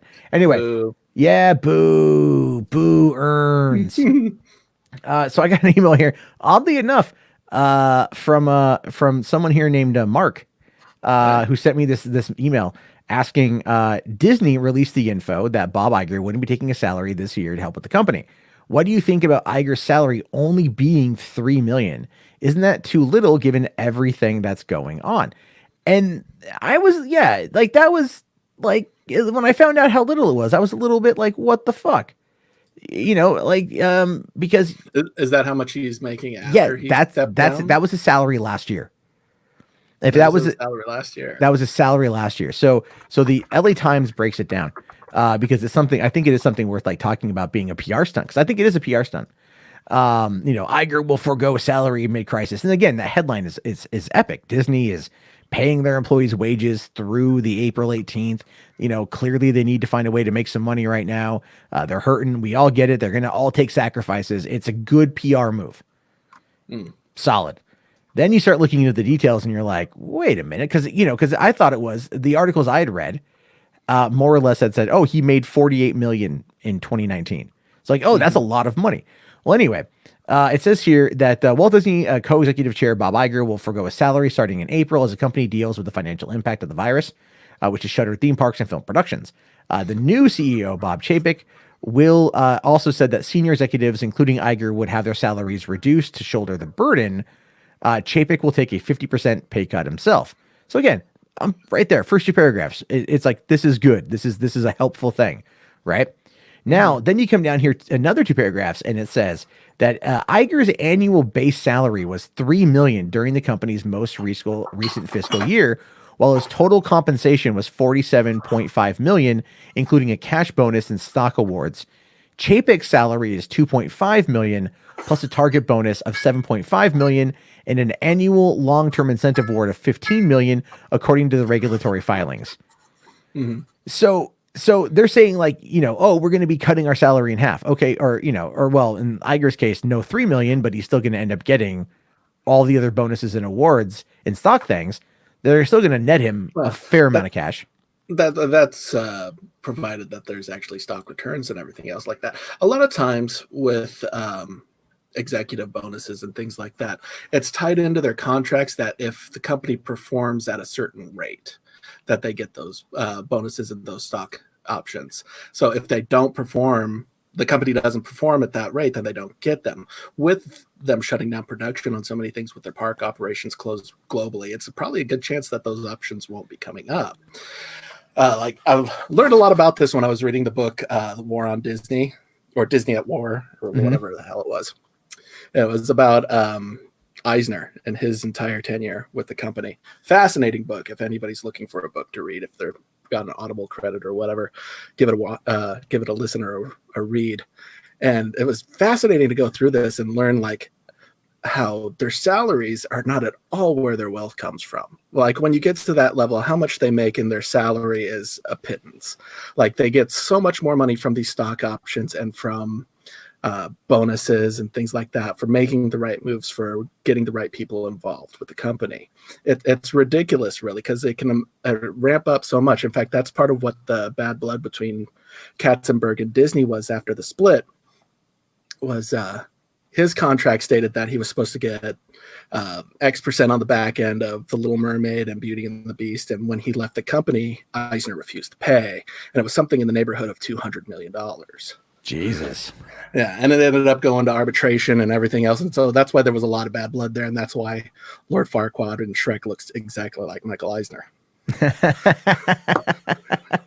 Oh, Shrek. Yeah. You know what's funny is I watched it on Hulu not too long ago, which just feels like, now that I know that, because I didn't know that, it feels kind of like that one slipped under the radar. Yeah. Like no one ever cares about Lord Farquaad. Oh, maybe Eisner does. Maybe Eisner does.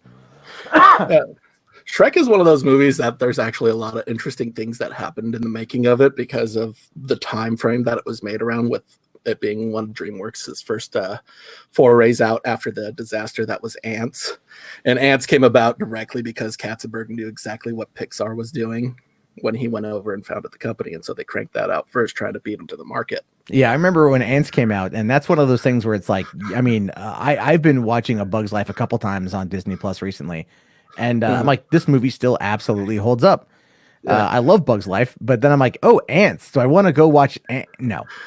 I mean, I don't know who was in charge of that and thought, hey, you know what kids love? Woody Allen. Yeah. Let's make a Woody Allen movie with ants. Yeah, well, we'll bring in Sharon Stone as like the queen, and Christopher Walken as the general, and everyone loves Sly Stallone as the soldier ant best friend and his sweetheart J-Lo. I mean, that movie. I remember seeing that movie when it came out, and I remember going like, man, this was different. Yeah. This was definitely different. And yeah, I see your point with the whole Shrek thing. But going back to Iger. So okay, you make a good point. You do make a good point on that front, where you've got they may not be getting all of those stock options, but it's like at the same time, you know, it's not that the year's still kind of in its early phases. You know, it's anything could change, and they are going to reopen by the end of the year. I mean, I think the biggest kicker is probably the Avengers Campus getting delayed, because that's not going to make the July release, obviously. Oh, I guarantee you construction is still going on that. Well, they said it's delayed until June 1st. Like, I read an article from LA Times that said that they had pushed off the construction until June 1st. But I'll tell you what I haven't heard has been delayed on construction is the Galactic Star Cruiser. So, have you heard of that? Yeah, the hotel thing. Oh, my God, I want to go to that. Yeah, I want to go to that so bad. I will go to Florida for that. An arm and a leg. It will actually, but I've got someone on the inside. Oh, is it only on Florida? It's only in Florida. Yeah, no, they're not doing one out here. It's just for Universal or not Universal, for Walt Disney World. But no, they're doing it's a 2-day 2-night event. So I think it's going to be about 3,600.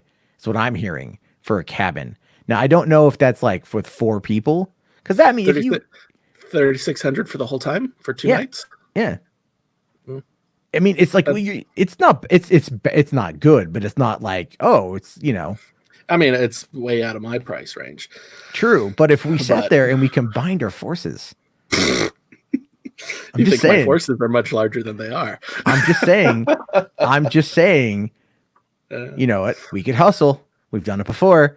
You know, you know me. You know I like to hustle, and I've been relatively successful in my hustling. This is true. So, like, you know, I don't mean to humble brag, but have you ever paid to get into Comic-Con? Nope. That's right. Never once. Ever paid to get into E3? Nope. Yep. What about the Xbox 360 launch event in the Mojave Desert? God, I was just talking about that with my sister. I still have the hoodie. We were on our way back, because my sister lives in LA now. Oh, wow. And so on our way back down from my parents' house this last November, we drove around and hooked around through the Mojave, and I saw the turnoff for it, and I was telling her all about the story when we were out there and sleeping in my car, and it got down to 10 degrees at night, and that was waking up stiff and cold, and and then going back into, okay, so for those of you guys who don't know what it was, back in November, like the end of November 2005, when the Xbox 360 launched, they did this 2-day, or it was like 29 hours, it was like 29-hour event, which is such a weird thing. It was like 29 hours event in the Mojave Desert at not an abandoned airfield, but like just at an airfield, where they took over this hangar, and they brought in all of these TVs, and they brought in all of these consoles, and they had the 360 there, and we could sit there and play whatever game we wanted for like literally 29 hours until the midnight release of the 360, or it was like 9 p.m. because of the East Coast. But the 9 p.m. release of the 360 that night. Now, originally, they were giving away tickets, and I had applied, and I didn't get them, but Noah, another friend of ours, he had applied. He got 2 tickets. Then I needed to find a ticket for Mark because I wanted him to drive. And so I went on eBay, and I found this dude. The truth comes out. Well, I've always told you that was the case. Okay. I've always told, and I paid that. Fuck you. And so I found some guy on eBay selling a spare ticket, and he wanted like $200 for the ticket, and I was able to haggle him down to $65 and a DVD copy of all of the footage I had shot from E3 that year. Seriously, I burned all of that mini DV footage, most of which is on YouTube, to a disc, and I paid him $65 when we got there, and I gave him the DVD so you could get the ticket to go on in. Wow. Yeah, and because what it was is we all thought that if we go to this thing, it seems more than likely that Microsoft would be giving everyone who went an Xbox 360. That's what we thought, because we figured, hey, you're going to this thing, you're in the Mojave Desert for 2 days, they're going to give you a fucking console. Boy, were we wrong. We were so wrong. What However, they gave, it was a year of Xbox Live and a memory card. A memory card and that Adidas hoodie. Oh yeah. That I'm not gonna lie, it's been a long time. It's been 12 years, and I still have that hoodie, and it's still the most comfortable goddamn hoodie I've ever had. Yeah. So, and it was funny because like we slept in his car, and like they didn't even like provide food. They had like a catering company come in, and that catering company was like charging overpriced everything. So like we slept in his car, we got up, and we drove to Jack in the Box to get some cheap ass breakfast to not pay the prices at the airport hangar, right? And then go back in and spend all day. What were we playing? Like Perfect Dark and Condemned Criminal Origins and Call of Duty 2. And they had like the little 5-minute preview of what was that zombie game? Oh, yeah. They had Dead Rising. They had yeah. That was the first time they had a public, well, not public, but they had a showing of Dead Rising then. And they showed off, was it Final Fantasy Online or Final Fantasy 11? They were like, they had that there too. They're just like, you want to play Final Fantasy 11 on the Xbox 360? And I'm like, no. And then they had the dude show up and give a 5-minute presentation about Skyrim, or not Skyrim, Oblivion. Oh yeah. They gave us a bit of that Oblivion footage too, where they're like, look, your arrows actually can interact with the world. Yeah. It's like, shoot that bucket. Shoot. Ooh, look at that. It swings. Yeah. And then you and I are like, give us the goddamn game. Watch what happens when you shoot a fireball down this dark hallway. It has a lighting effects all the way down. Dynamic lighting. But we wanted it so bad back then. So fancy. We were like, and I went and got it day one when it came out. Yeah, so did I. We got it, and then you and I were on like Xbox like chat, like going over our different quests in different parts of the country. The way it was like, that was the thing, is like going to that event was a lot of fun. That was a good deal. That was a lot of fun. I had a blast with that one, and then they haven't done anything really cool ever again. No. Those kinds of events, those were like such an early 2000s thing. Like, they don't need to do those kinds of events anymore. They just have their influencers show up wherever, and then they broadcast it wherever, and that's it. I think the last like big event you and I went to that I like even heard of was the Modern Warfare. Was it 3? Oh yeah. When we went to the Modern Warfare 3 event, and I think it was 2012. Something like that. Yeah, because I had talked to a guy who worked for a game website, and I'm like, hey, if you put it in and get me some tickets, we'll go. And they were like, we went. They had this big. They'd rented out this like airport hangar, right by the LAX. And they were like, I think it was like in El Segundo or something like that. Somewhere in there. But the whole thing was near the coast, and they had that weird Jeep trail thing you could go out on. And all that. So imagine this. They had Activision had set up a shitload of different events. So like inside, they're like, if you want to play Call of Duty Modern Warfare 3 survival mode, go over here. If you want to play zombies, which is the stupidest fucking mode ever. I love zombies, but I can't stand Call of Duty zombies. I'm sorry. A bullet to the head takes out a zombie. Anything more than that, and you're lying to me. But they had that, and they had a few other things in there too, and it was kind of whatever. But then they had like, you go outside, and they had like zip lines, and they had this Jeep exhibition thing that kind of felt like you're like extracting a prisoner of war or something, like this obstacle course, and sponsored by Jeep. Sponsor, yeah. No, the best thing is we actually ended up getting wristbands that got us back into the lounge. Yep. And when Activision puts on a party, yeah, they put on a fucking party. We went back in there and like I forgot they had given me the wrong wristbands. We each had these wristbands and we could walk right back on in. And it was just like, welcome, sirs. Would you care for this open bar experience? And we're like, well, we've already gone and played the game for a little bit. Let's go get progressively fucked up and go back and play some more. So we just drank and drank and drank and drank and drank for a while, and it was all free. And we still got a copy of the game. They sent us a copy of the game, and they shipped it to us, and I got it a day early, and I was bragging to my roommate about it, and he was so pissed. Yeah, I got it a day early too. I was all like, "Ooh, I can jump on and play survival mode." I mean, but the event, I think the big key, the marquee part of the event, what Activision was, and I mean, keep in mind they were flaunting some serious money here. This was a big deal. I think they completely misjudged their target demographic when they had a concert on the second day to close out the event, and it was Kanye fucking West. And Mark and I decided to not go to that. I think. Yeah, I was not down with it. No, we went the one day, and I think you left after the one day. Well, it's because it was up in LA, and I didn't have anywhere to stay up there. You crashed in my place. You crashed at my place. Yeah, you crashed in my apartment. We watched Red State and I think some other movie. We watched Red State and something else we wanted to see. I forget what it was. And then I think we maybe went down like for a little bit that second day, and then we left before Kanye. I remember now. It was because I was dog sitting for my sister, and I had to get back. Oh right, yeah. But we also didn't want to see Kanye. No, I had no desire to see Kanye. Yeah, Kanye is terrible. But then again, he showed up like and he lies about Taylor Swift. Yeah, why you got to be lying about Tay Tay? Why you got to be lying about my girl Tay Tay? I literally know nothing about that whole drama between them, but I just like bringing it up. Well, okay, I actually know a little bit about it, so I don't care.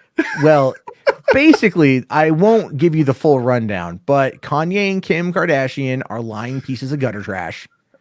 Shock. Yeah, I know. Ooh, shit! Didn't see that one coming. I know. Kind of like Joe Biden losing the election this fall. Didn't see that one coming. No, but it's really who knows in this environment anymore. Yeah, we could all be dead. All bets are off. All bets are off. The elderly are on the chopping block, so don't go outside, elderly people. But really, it was just they're pieces of shit, and but this again, nothing new, nothing people didn't already know, and that's the whole situation with that. But really, yeah, that was the last gaming event we went to. And I mean, the last E3 I went to was in 2013. I went for like one day and I hated it. I was like, this is stupid. I didn't go with you that year. No. Because I only got the one pass. And they started being real dicks about it too. They were like, I remember that a lot. The last year I went with you, they were super dicks. So check this. So check this one out, right? I know no one in this audience fucking cares. I'm going to tell the story anyway. So back in 2010, I just moved to LA. And I was supposed to go work on this like movie for 2 weeks in Idaho, but they had a budget problem and they had to cut me, unfortunately. So I was like desperate for fucking money because I was banking on that to pay my rent. And I found this dude on Craigslist who was like, "Are you going to E3? Do you want to cover an event freelance? You'll be paid." And it was like the dude paid out fucking money, right? Like this was not a bullshit offer. He was like 20 cents a word. I want 2,000 word articles. I'll pay you $20 an hour. I mean, like literally it was good cash, but the stipulation was I had to get myself into E3. Now, anyone who knows me knows I don't have a problem with that. That has never been an issue. Mark has gone with me multiple fucking times. Mm-hmm. Like we've walked up before. I have printed out business cards from my computer that morning, walked up, slapped it down and said, "I'm a journalist." And they're like, "Yes, you are." There you go. Never had a problem with that shit, right? They fucking clamped down that year. I had no idea. And I honestly think that lady was just being a bitch, as I'm being fair. I think she was just like, I don't trust this guy or whatever. She didn't want to help us out. Yeah. So what like the dude a little bit further down the line eventually just like, "Yeah, I got you." And he just Yeah. But I'll tell you, I got to get to that point. Okay, sorry. Yeah, we're skipping ahead in the story. Yeah. Spoiler alert, we won. Thanks, Mark, you dick. Fuck you. Anyway, so we go up there, and here was my tactic for getting in. This is how I always got in, is I would always register online first, but I would never finalize the registration, meaning I would never send my credentials in. because I only worked for a website sometimes. And so other times I wouldn't have the needed requirements to get in the door. So what I would do is I would just fake everything I needed and go up there with it. So I would show up with like a business card and like an article that I've written on company letterhead that was, I mean, for a couple years it was legit, but there were other years where it was not legit and it was something I just made up. And I would go in there and I would hand it to them, and they, these people are dumb. They didn't check anything. They went, okay, here's what our checklist, right? I mean, there's that documentary. Remember we did that documentary, E3 from the outside in, right? 2006. Oh, yeah. So we actually have this on film, where we go to register, we go to get our badges, right? And like Jeff is filming it, and like I hand a packet to the woman, and inside the packet are 4 reviews, one for each of us. And we had made these business cards, and there were 4 reviews. And the thing was, I didn't copy paste the reviews. I legitimately wrote them. I wasn't going to plagiarize anybody. I legitimately wrote them. And I had like some other stuff. And so again, same tactic. We did not pre-register past the initial signing up, and we got in. So that had always worked, never had a problem. So we go up there, and I had forgot to register Mark, but usually I could swing that. That wouldn't be hard to do. This year they said no. And I'm like, wait, no. I've got a freelance gig on the line here. I've got to get in there. I've got to do this. And the lady goes, we're at capacity, right? Remember that? Like, we're at capacity. Fuck you. No, you're not at capacity. This is the LA Convention Center, right? I mean, no, you're not at capacity, you piece of shit. And so she goes, no. She gets total cunty. Wouldn't let me in. I'm freaking out because I'm like, dude, this is a job. Like, this is a job. Right. So I'm making frantic phone calls. I'm like calling everyone I know. I know people at Mad Cats. I'm like, yo, can you get me in? And they're like, no, we didn't go this year. I'm like, fuck. So I'm trying to figure things out. And Mark the whole time sitting there smoking, like, I don't even want to fucking be here. Why am I in LA? Fuck you. And I'm still trying to figure this whole thing out. So what we do is we wait like an hour, right? We wait like an hour, and we go back in and we find a different woman. Thankfully, she was sympathetic. So I laid out this case. And I'm like, look, I pre-registered online. I had my associate come with me last minute. We have, can we get in? This has never been a problem. And she's like, well, your friend here didn't pre-register, but you did. So we'll let you in. And I'm like, okay. Mark and I are like, look, we'll just switch off the badges, right? You go in for a little bit, I go in for a little bit, so on and so forth, which wasn't ideal, but it was at least something. So I go in the back to fill out all the registration information. And there's a dude right there helping me out. And I just look at him and I just go, do you ever have a day that just will not stop fucking you in the ass? And I said it just like that. And the guy's like, what are you talking about? I'm like, dude, this is some bullshit. Like, I fucking registered. My associate didn't register, but here's his business card. Here's a letter from the editor. Here's a review. We have all the credentials that are needed. And for some reason, they're completely blocking us. And like, we have appointments. We have all the shit we have to do. This is our job. And the guy just goes, all right, you go fill out your friend's information and give me yours. I'll fill out yours.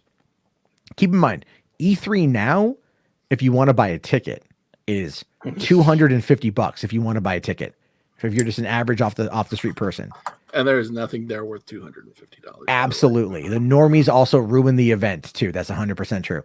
But back then, if you wanted to buy a ticket, because you could always buy your way into E3. Not a lot of people know this. You could always buy your way in. You didn't have to be part of the gaming industry to get in. You could pay the actual ticket price. But the ticket price was $500. Yep. Back in the day, $500. And it was never worth $500. No. But so that's the whole thing. It's like, this guy hooked us up. We got in, we went out, we spent the day walking around doing our stuff. I went up it was Star Wars, The Old Republic, as I had to go do the interviews for that. And then, I think you took off like the next day or something like that. You just didn't want to go back. And I went like one more day, hung out with some other people. And then, that was, I was just kind of bored by the end. Because it's everything was behind closed doors, and it was like this, like, remember when we waited for fucking Homeland? Oh yeah. Yeah, remember that? We saw the Homeland presentation, like, this game looks amazing. I can't wait to basically play fucking Red Dawn, the video game. Oh, it's written by the guy who wrote Red Dawn. That's because they hyped the heck out of it, and they only showed us any cinematic previews and everything, and their booth was set up like a freaking military checkpoint. We're like, oh dude, this is gonna be amazing. It was a 3-hour It was a 3 hour game. 3 hour game. You know what? It was- I will admit I had fun with it though. It was terrible. It wasn't a good game. It wasn't a good game, but I would sit there, and when you could get a full match together, it was fun for like the little bit it was on. But nobody had the game because it bombed as it should have. yeah. I bought it. I bought it because I was on the hype train from the couple times we had seen it Yeah. at E3, or I think at Comic-Con, or even had a thing of a presence there or something like that. It looked kind of cool, and then it was just like the campaign was so short. And then they did Homeland 2. It was Homefront. You're being corrected in the chat. Sorry, yes, correct. thank you. Yeah, Homeland's a TV Homefront. show. Yeah, Garrick is right. They keep me honest here. It was Homefront. And then that sequel they did. Yeah, and they did the sequel, and it was like whatever, not a big, not that wasn't a fun one. I didn't like the beta on that. I thought it was pretty lame. But really, it's kind of like, E3. I see people in the chat saying like, oh, I want to go to SDCC. It's like, look, you're not missing much by not going to San Diego Comic-Con. What it's been like, yeah, 9 years now. I don't miss it at all. I mean, I had fun last year, but that was because I was like not caring. It's just, it got to the point there for a while where like, if you wanted to see anything, you had to camp out in whatever room you wanted to see. Whatever was there at 4 o'clock in the evening, you had to be there at 5 in the morning to try to get through the line to get into that room. And then sometimes you still wouldn't.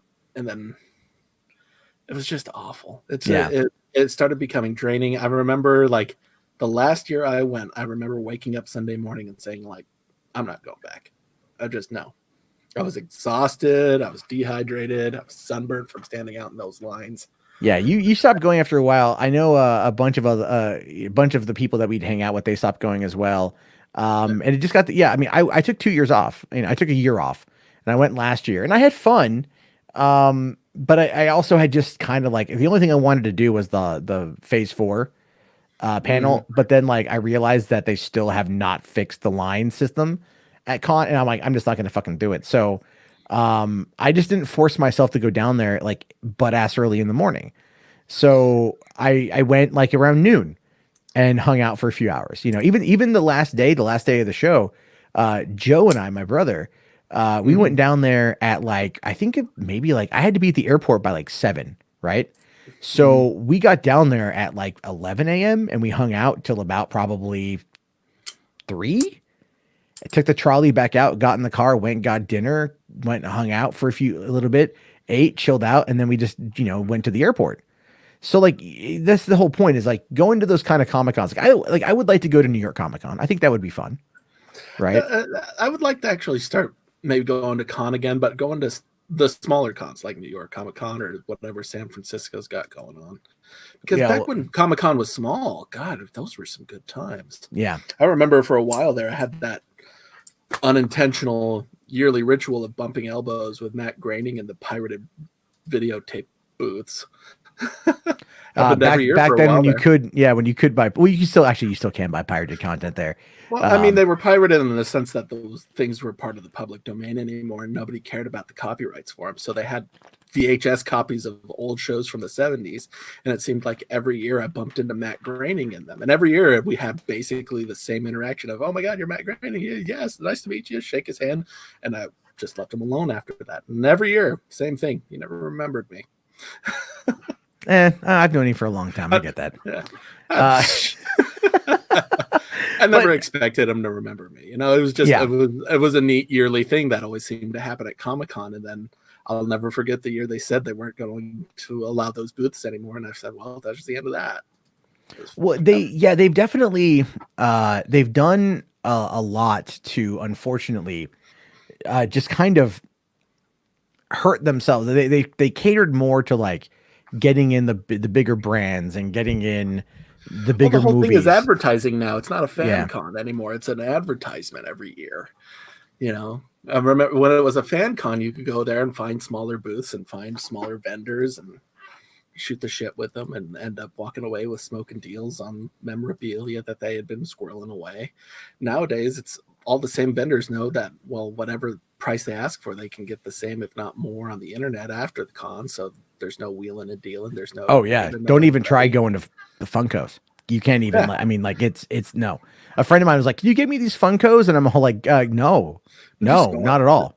Like that's the thing is like, well, there used to be like the merch that was only available at the cons that you would go down there for, and now that the day after that merch is online for like only a 10-20% markup because somebody bought like 8 of them and they're just trying to make their money back.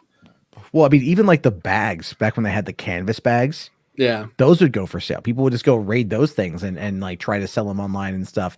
So yeah, it just kind of took like the fun away from that.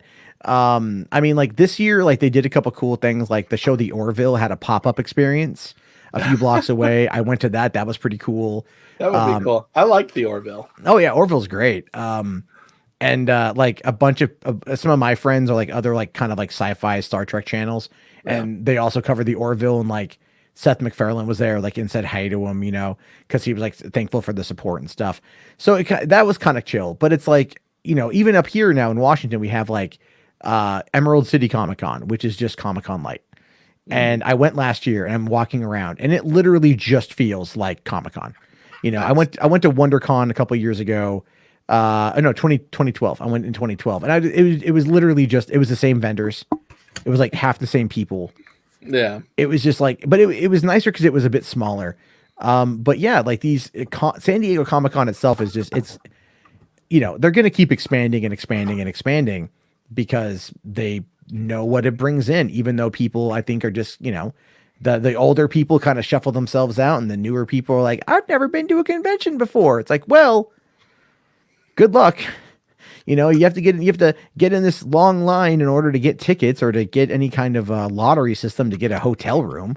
God, I remember like when we used to go all the time and we'd get tickets to like screenings of movies that weren't going to be out for 3 months. And we just go downtown to the Gaslamp Theater and they had screenings there for stuff that wasn't going to be out for months because they wanted you to see it so you could tell all your friends about it. And now like the panels are up an hour after they're over, or they're just recorded. They're recorded by people, and they're and that. Well, that's the thing too. Is like I've been frequently saying that I think Comic-Con should start streaming these panels. They really should, and it's not like just start selling virtual tickets for it. Yeah, sell virtual tickets. If you're like, hey, do you want to watch? Do you want to watch the Marvel Phase 4 panel? Yeah, fine. I'll pay some money for that. I want to see it. You know, I mean, but you got it. If Blizzard can do it, then why the hell can't San Diego Comic-Con? I think it's just like the nonprofit factor of it. You know, it's just I think because BlizzCon's a for-profit event, and I mean, I guess, but at the same point, they could just use the money from that for infrastructure and to continue expanding the convention anyway. But you know as well as I do that the City Council of San Diego is as retarded as they come. Pants on head. We have head. We have no leadership in San Diego. Yeah, you don't. You really don't. I haven't lived there in 5 years, and it was bad when I was there. Like, I'll tell you guys this is true. There was a big controversy when it came out that the San Diego City Council members had been working with a strip club with mob ties to look the other way to sell automatic weaponry out of the back of that club. Remember that? No, I do not. That was Cheetahs in Mira Mesa. I do remember that. Cheetahs. Now that you said it was Cheetahs. Yes. Yeah. Cheetahs was always at strip club. Everyone was like, oh, Cheetahs. You know, it was like $10 lap dances. Something about that seems a little bit too cheap, but they were way more hands-on there because it was outside of city limits. I'm just saying I was a bit of a strip club connoisseur back in the day. So no, Cheetahs was inside city limits. No, it wasn't inside. It wasn't inside San Diego city limits. That's the whole point. No, it is. No, because it was in Mira Mesa. Mira Mesa. It's okay, fine. It's not in Mira Mesa. It's in. It's right off of Convoy. It's Miramar. That's it's Claremont. That's where it is. Whatever. And I think they still have a San Diego zip code. But I think what it was is like it was like the zoning of it was, you know, because down by where we went to like Midway, down there in Point Loma, like they had to have a lot more kind of, the vice was a little bit crazier on the strip club down there. And then you moved to like up to Kearney, and Kearney was, because it was a military base, they were like, maybe they looked the other way. But then there was a lot more looser restrictions in that part of town. And yeah, I had a lot of friends who worked for strip clubs back in the day. So I just kind of say, don't make me message Big Mike. I'll ask him. He'll know. Yeah. Big Mike will know. He'll know. we had a friend of ours who worked for who managed a strip club. And so with being good friends with this gentleman, there were certain perks that were allotted to us that we got. Like remember that that birthday party? Yes, I do. so we get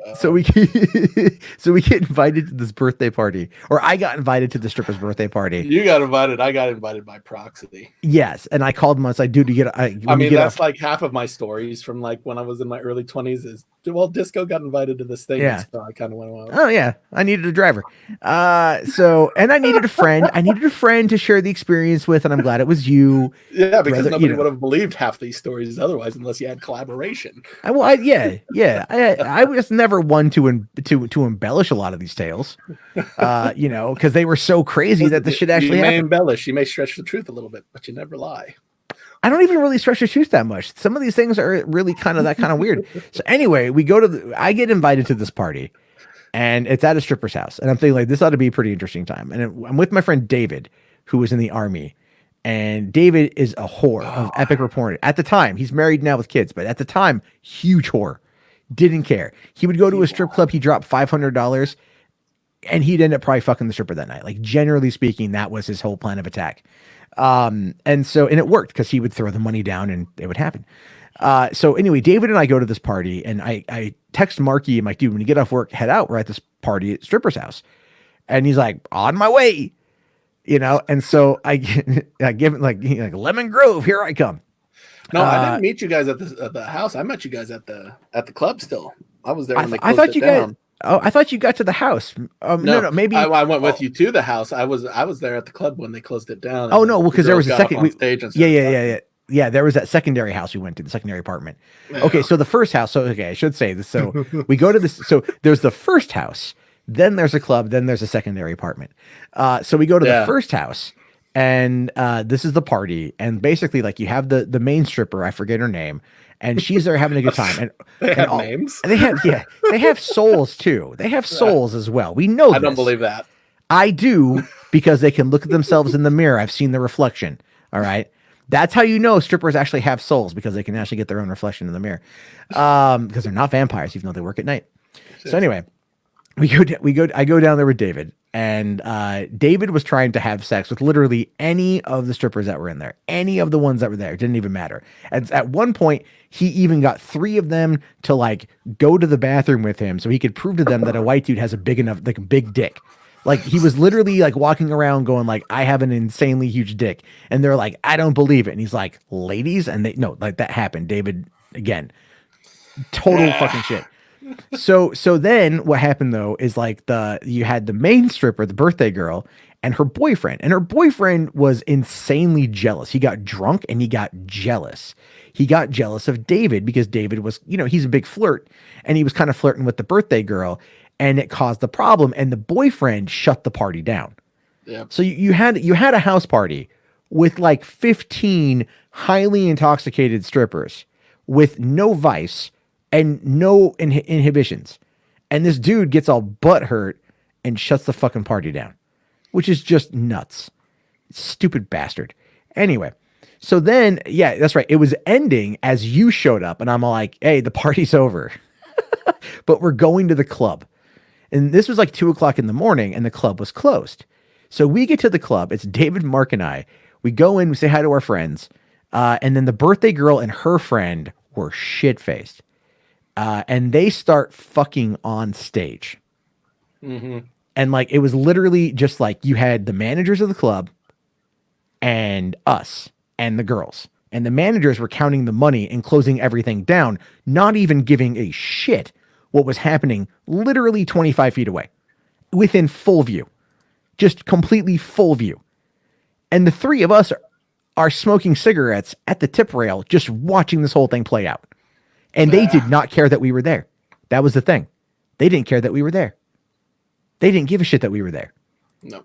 They just did their own thing, and we were watching it, and we're like, what kind of world is this? What brought us to this moment in time? What's happening here? And then they finished up, and they were like, hey, you guys want to go? We're going to go back to the other apartment and like hang out and play card games. Like that is that where it was so weird. And then we went over there, and then it was just like, a normal house party. Yeah. at like 4 in the morning with like, hey, let's get Denny's or some shit and like hang out, and, like play card games. Like that was just a weird night. But that's what a lot of things were like back in the day. Those are some weird times, man. Yeah. Like I look back on some of those times and I'm convinced they happened to someone else. I'm not. I look back on those times and I'm all like, how the fuck did I get into that? And it was mostly just by like showing up. Someone was like, hey, you want to go do this thing? I'm like, all right. And then also Noah, but we don't need to get into the whole Noah stories. No, we do not. That was that's a guy for a whole other fucking time. He's just, we can dedicate a whole podcast just to Noah stories. Just to Noah stories. And I will tell the full camping Noah story of him in the woods guarding camp while singing the Pirates of the Caribbean song. Yeah, he was an alcoholic who thought he was a pirate and thought he was a player. And yeah, I'm actually really glad I didn't go on that trip, to be honest with you. Yeah, well, it was a shit show trip. It was like, let's go to Mount Whitney and climb Mount Whitney. Hey, Noah, what do you want to do? I'm going to get really drunk and like guard the camp. Yep. But then again, that's not even a. No, I remember you guys came back from that and like he was like humming the Pirates of the Caribbean, like yo ho yo, like no, it was the song from the opening of the third film. The third one. Yeah. Like what I don't want to remember it because it will get stuck in my head. Yeah. Oh, I should go look it up then and play it. Don't you fucking dare. Or that or Shaggy. Shaggy. I don't have that reflex. You don't have that. He used to get every time we would go like, I'm Mr. Boombastic. He'd go, rah! He'd start dry heaving if he heard Shaggy. It was really funny. Oh yeah, I thankfully got over that. So like that scene in Inside Out when they keep sending the gum commercial back to headquarters. I would just do that to him. Like occasionally just to fuck with them. I mean, like, yeah. There's been a lot. San Diego. I love San Diego. Like I do. I love San Diego. I miss it immensely. It's been 5 years. I hated going back because then I had to leave. But I have discussed the possibilities about moving back at some point. So really? that's been Melissa would be into that. Well, I mean, like there certain conditions have to be met. But for you guys the most like part, win the lottery and stuff. Well, yeah, because you're gonna have to. I mean, my house is like you can't even buy anything. We're down there with what I paid for my house. Yeah, I will say this. Actually, speaking of houses, like all of the stories and everything, all the events of our lives that we have experienced, to have now house hunting as an adult when my wife sends me like, hey, look at this house, it's in this neighborhood, I can say no. I know what happens in that neighborhood. Yeah there's a lot of that. This all I have to say on that front is stay the fuck out of East County. Like that's my only condition, right? Like go back to San Diego, but stay the hell out of East County. It's like most like you don't want to go back. Santee's the La Jolla of East County. Yeah, right. Okay, yeah, okay. Yeah, no, I'm good. I know how bad it gets there sometimes. But what is the other thing? Like, I mean, like I was like, I'll do like La Mesa, but I can't afford La Mesa at this point. Like I'd have to go like Ramona or some shit. So I don't want to. Man, I lived in Ramona for 2 years. It wasn't that bad. Yeah, granted, going to Walmart was a 3-hour event, but well, yeah. I mean, at least there's a lot of fries down there. We don't even have them anywhere near here. Oh, like, do you not know about fries anymore? No, I do not. Okay, so for a while there, like it's getting better now because they've what's the word? Renovated? No. Reestablished their business model. But wait, how bad I mean, they were always kind of like Radio the Shack. Were empty. Oh wow! Well, because shelves were emptying out. People thought they were closing. So keep in mind that when it comes to fries, right? Like every fries has a theme, and there's some that are cool. There's that one in Vista that's like Atlantis, which is cool. There's the one in Burbank that looks like a 1950s monster movie, which is cool. And then there's San Diego, which I believe Marky phrased it best here by calling it the back alley abortion version of fries. Yeah. because it looks like that. When you walk in, it's just like nothing. Yeah, it looked like it used to look like a place that was going to get raided at any moment for moving hot merchandise. But Well, I guess again, at one not point uncommon for San Diego. Not it was. uncommon for San Diego.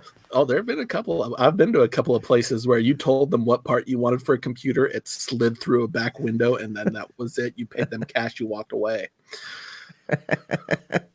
But no, for a while, like everything was fine there. They were supposed to have a submarine base theme for the San Diego store that never came about. That's why if you go in there and you look at the return aisles, that's why they look like forklifts. Oh, But okay. yeah, it was supposed to be like a submarine base motif that just never materialized. And then everything was fine, but slowly over time, just they stopped restocking things.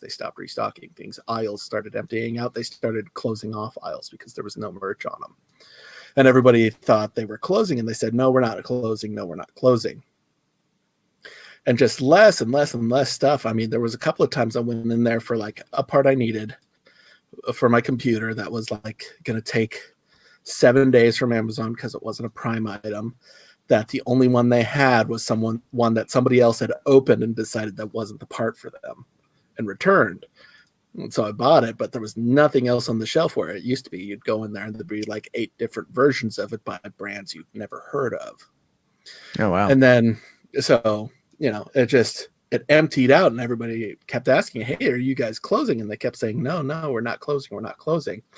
And then just recently, I guess they were having a problem on their back end as far as debt they were accumulating for merch versus what they were moving. So now they have moved over to a new model where it's basically on consignment. So each department now is going to be run by a brand, I guess. AMD was the first one to start filling up their shelves again with like graphics cards and things like that. Oh, wow. But for a while there, you'd go into Fry's and there was nothing, just nothing at all. Their ads would come out for the weekend and be like just random bric-a-brac that they hadn't moved yet. That's pretty sad, man. But that seems kind of like with Amazon, all that stuff now, everything being online. Oh, that's a big part of it. I mean, they have a giant banner on the side of their building that says that we will match internet pricing. So obviously that's a big part of it. Yeah. Well, that's they don't, and the thing is they don't do that anymore. Like Walmart doesn't do price matching. A lot of places are they stopped doing price matching. So it's like, they kind of see the writing on the wall. But anyway, I actually have to wrap this up because I have to get to bed. I got to be up at 7 because I got to look after my kids. Melissa's got work. She's got work in the morning and stuff. So it's one of those things where it's like, I hate getting up early, but I'll just watch Onward again. My youngest daughter, or my eldest daughter, she's like, Woody Buzz? All she wants to do Toy Story all day, every day. So yeah, but Mark, hey, thanks. We haven't really caught up in a while, so this kind of turned into like a half catch up thing too, and tell some stories and stuff. Sorry, everyone who was expecting a more serious bug. No. It's all good. This is Hollywood After Dark for a reason, sir. And I do want to do a Hollywood After Dark trailer park coming up here where we just watch trailers. I think that'd be kind of a lot of fun. Because there's a lot of good trailers and there's a lot of bad trailers out there, and it's always fun to see just how crazy certain things get, especially on the indie circuit. And I have a feeling with Hollywood shutting down, the low budget indie schlock is going to be rising. Like for example, have you heard of the Corona Zombies movie? No. They shot a Corona Zombies movie. I am not making that up. Oh yeah, no, it's very true. They shot it in like January, and they ended up putting it out. It's going to be coming out here, I think, in the next month or so. Shit. Yeah, I mean, given, let's see here. There we go. Here, I'll show you. This is the cover of the movie. This is legitimately the cover of the film right here. Corona Zombies. You can see that the zombie's got a face mask and he's got toilet paper, and instead of Purell, it's Pure Hell hand sanitizer. Oh, Jesus Christ. This is legitimately a movie. And I will be reviewing it to the best of my ability when the time finally comes. So yeah, Oh, that's again, we're going to be getting a lot of schlock. Since there's not a lot to watch right now, everyone's going to be watching all the crazy bad shit until that Netflix has, because let's be fair, there's a lot of it on there. yeah. But Mark, oh yeah, no, I have to have you come on again, dude. I have to go through this. I kind of All right. rushed into the stories today. I'll have to send you everything ahead of time to get you up to speed on shit. Sure. But as always, dude, Mark here is like my brother from another mother. I fucking love this guy. We don't hang out as much as we used to, which we need to change. And that's actually a big reason why I want to move back to San Diego, is to hang out, because we just kind of anyway, long time move away, but we're always friends. So anyway, I'll see you guys tomorrow on the show about probably about 10 p.m. as well, once I get done doing deliveries, because I got to make that cheddar while I can before the virus kills me. And because it's creeping into the county, so that's gonna be kind of fun. And all right, everyone, have yourself a great night, and I'll see you all later. Peace out. Later.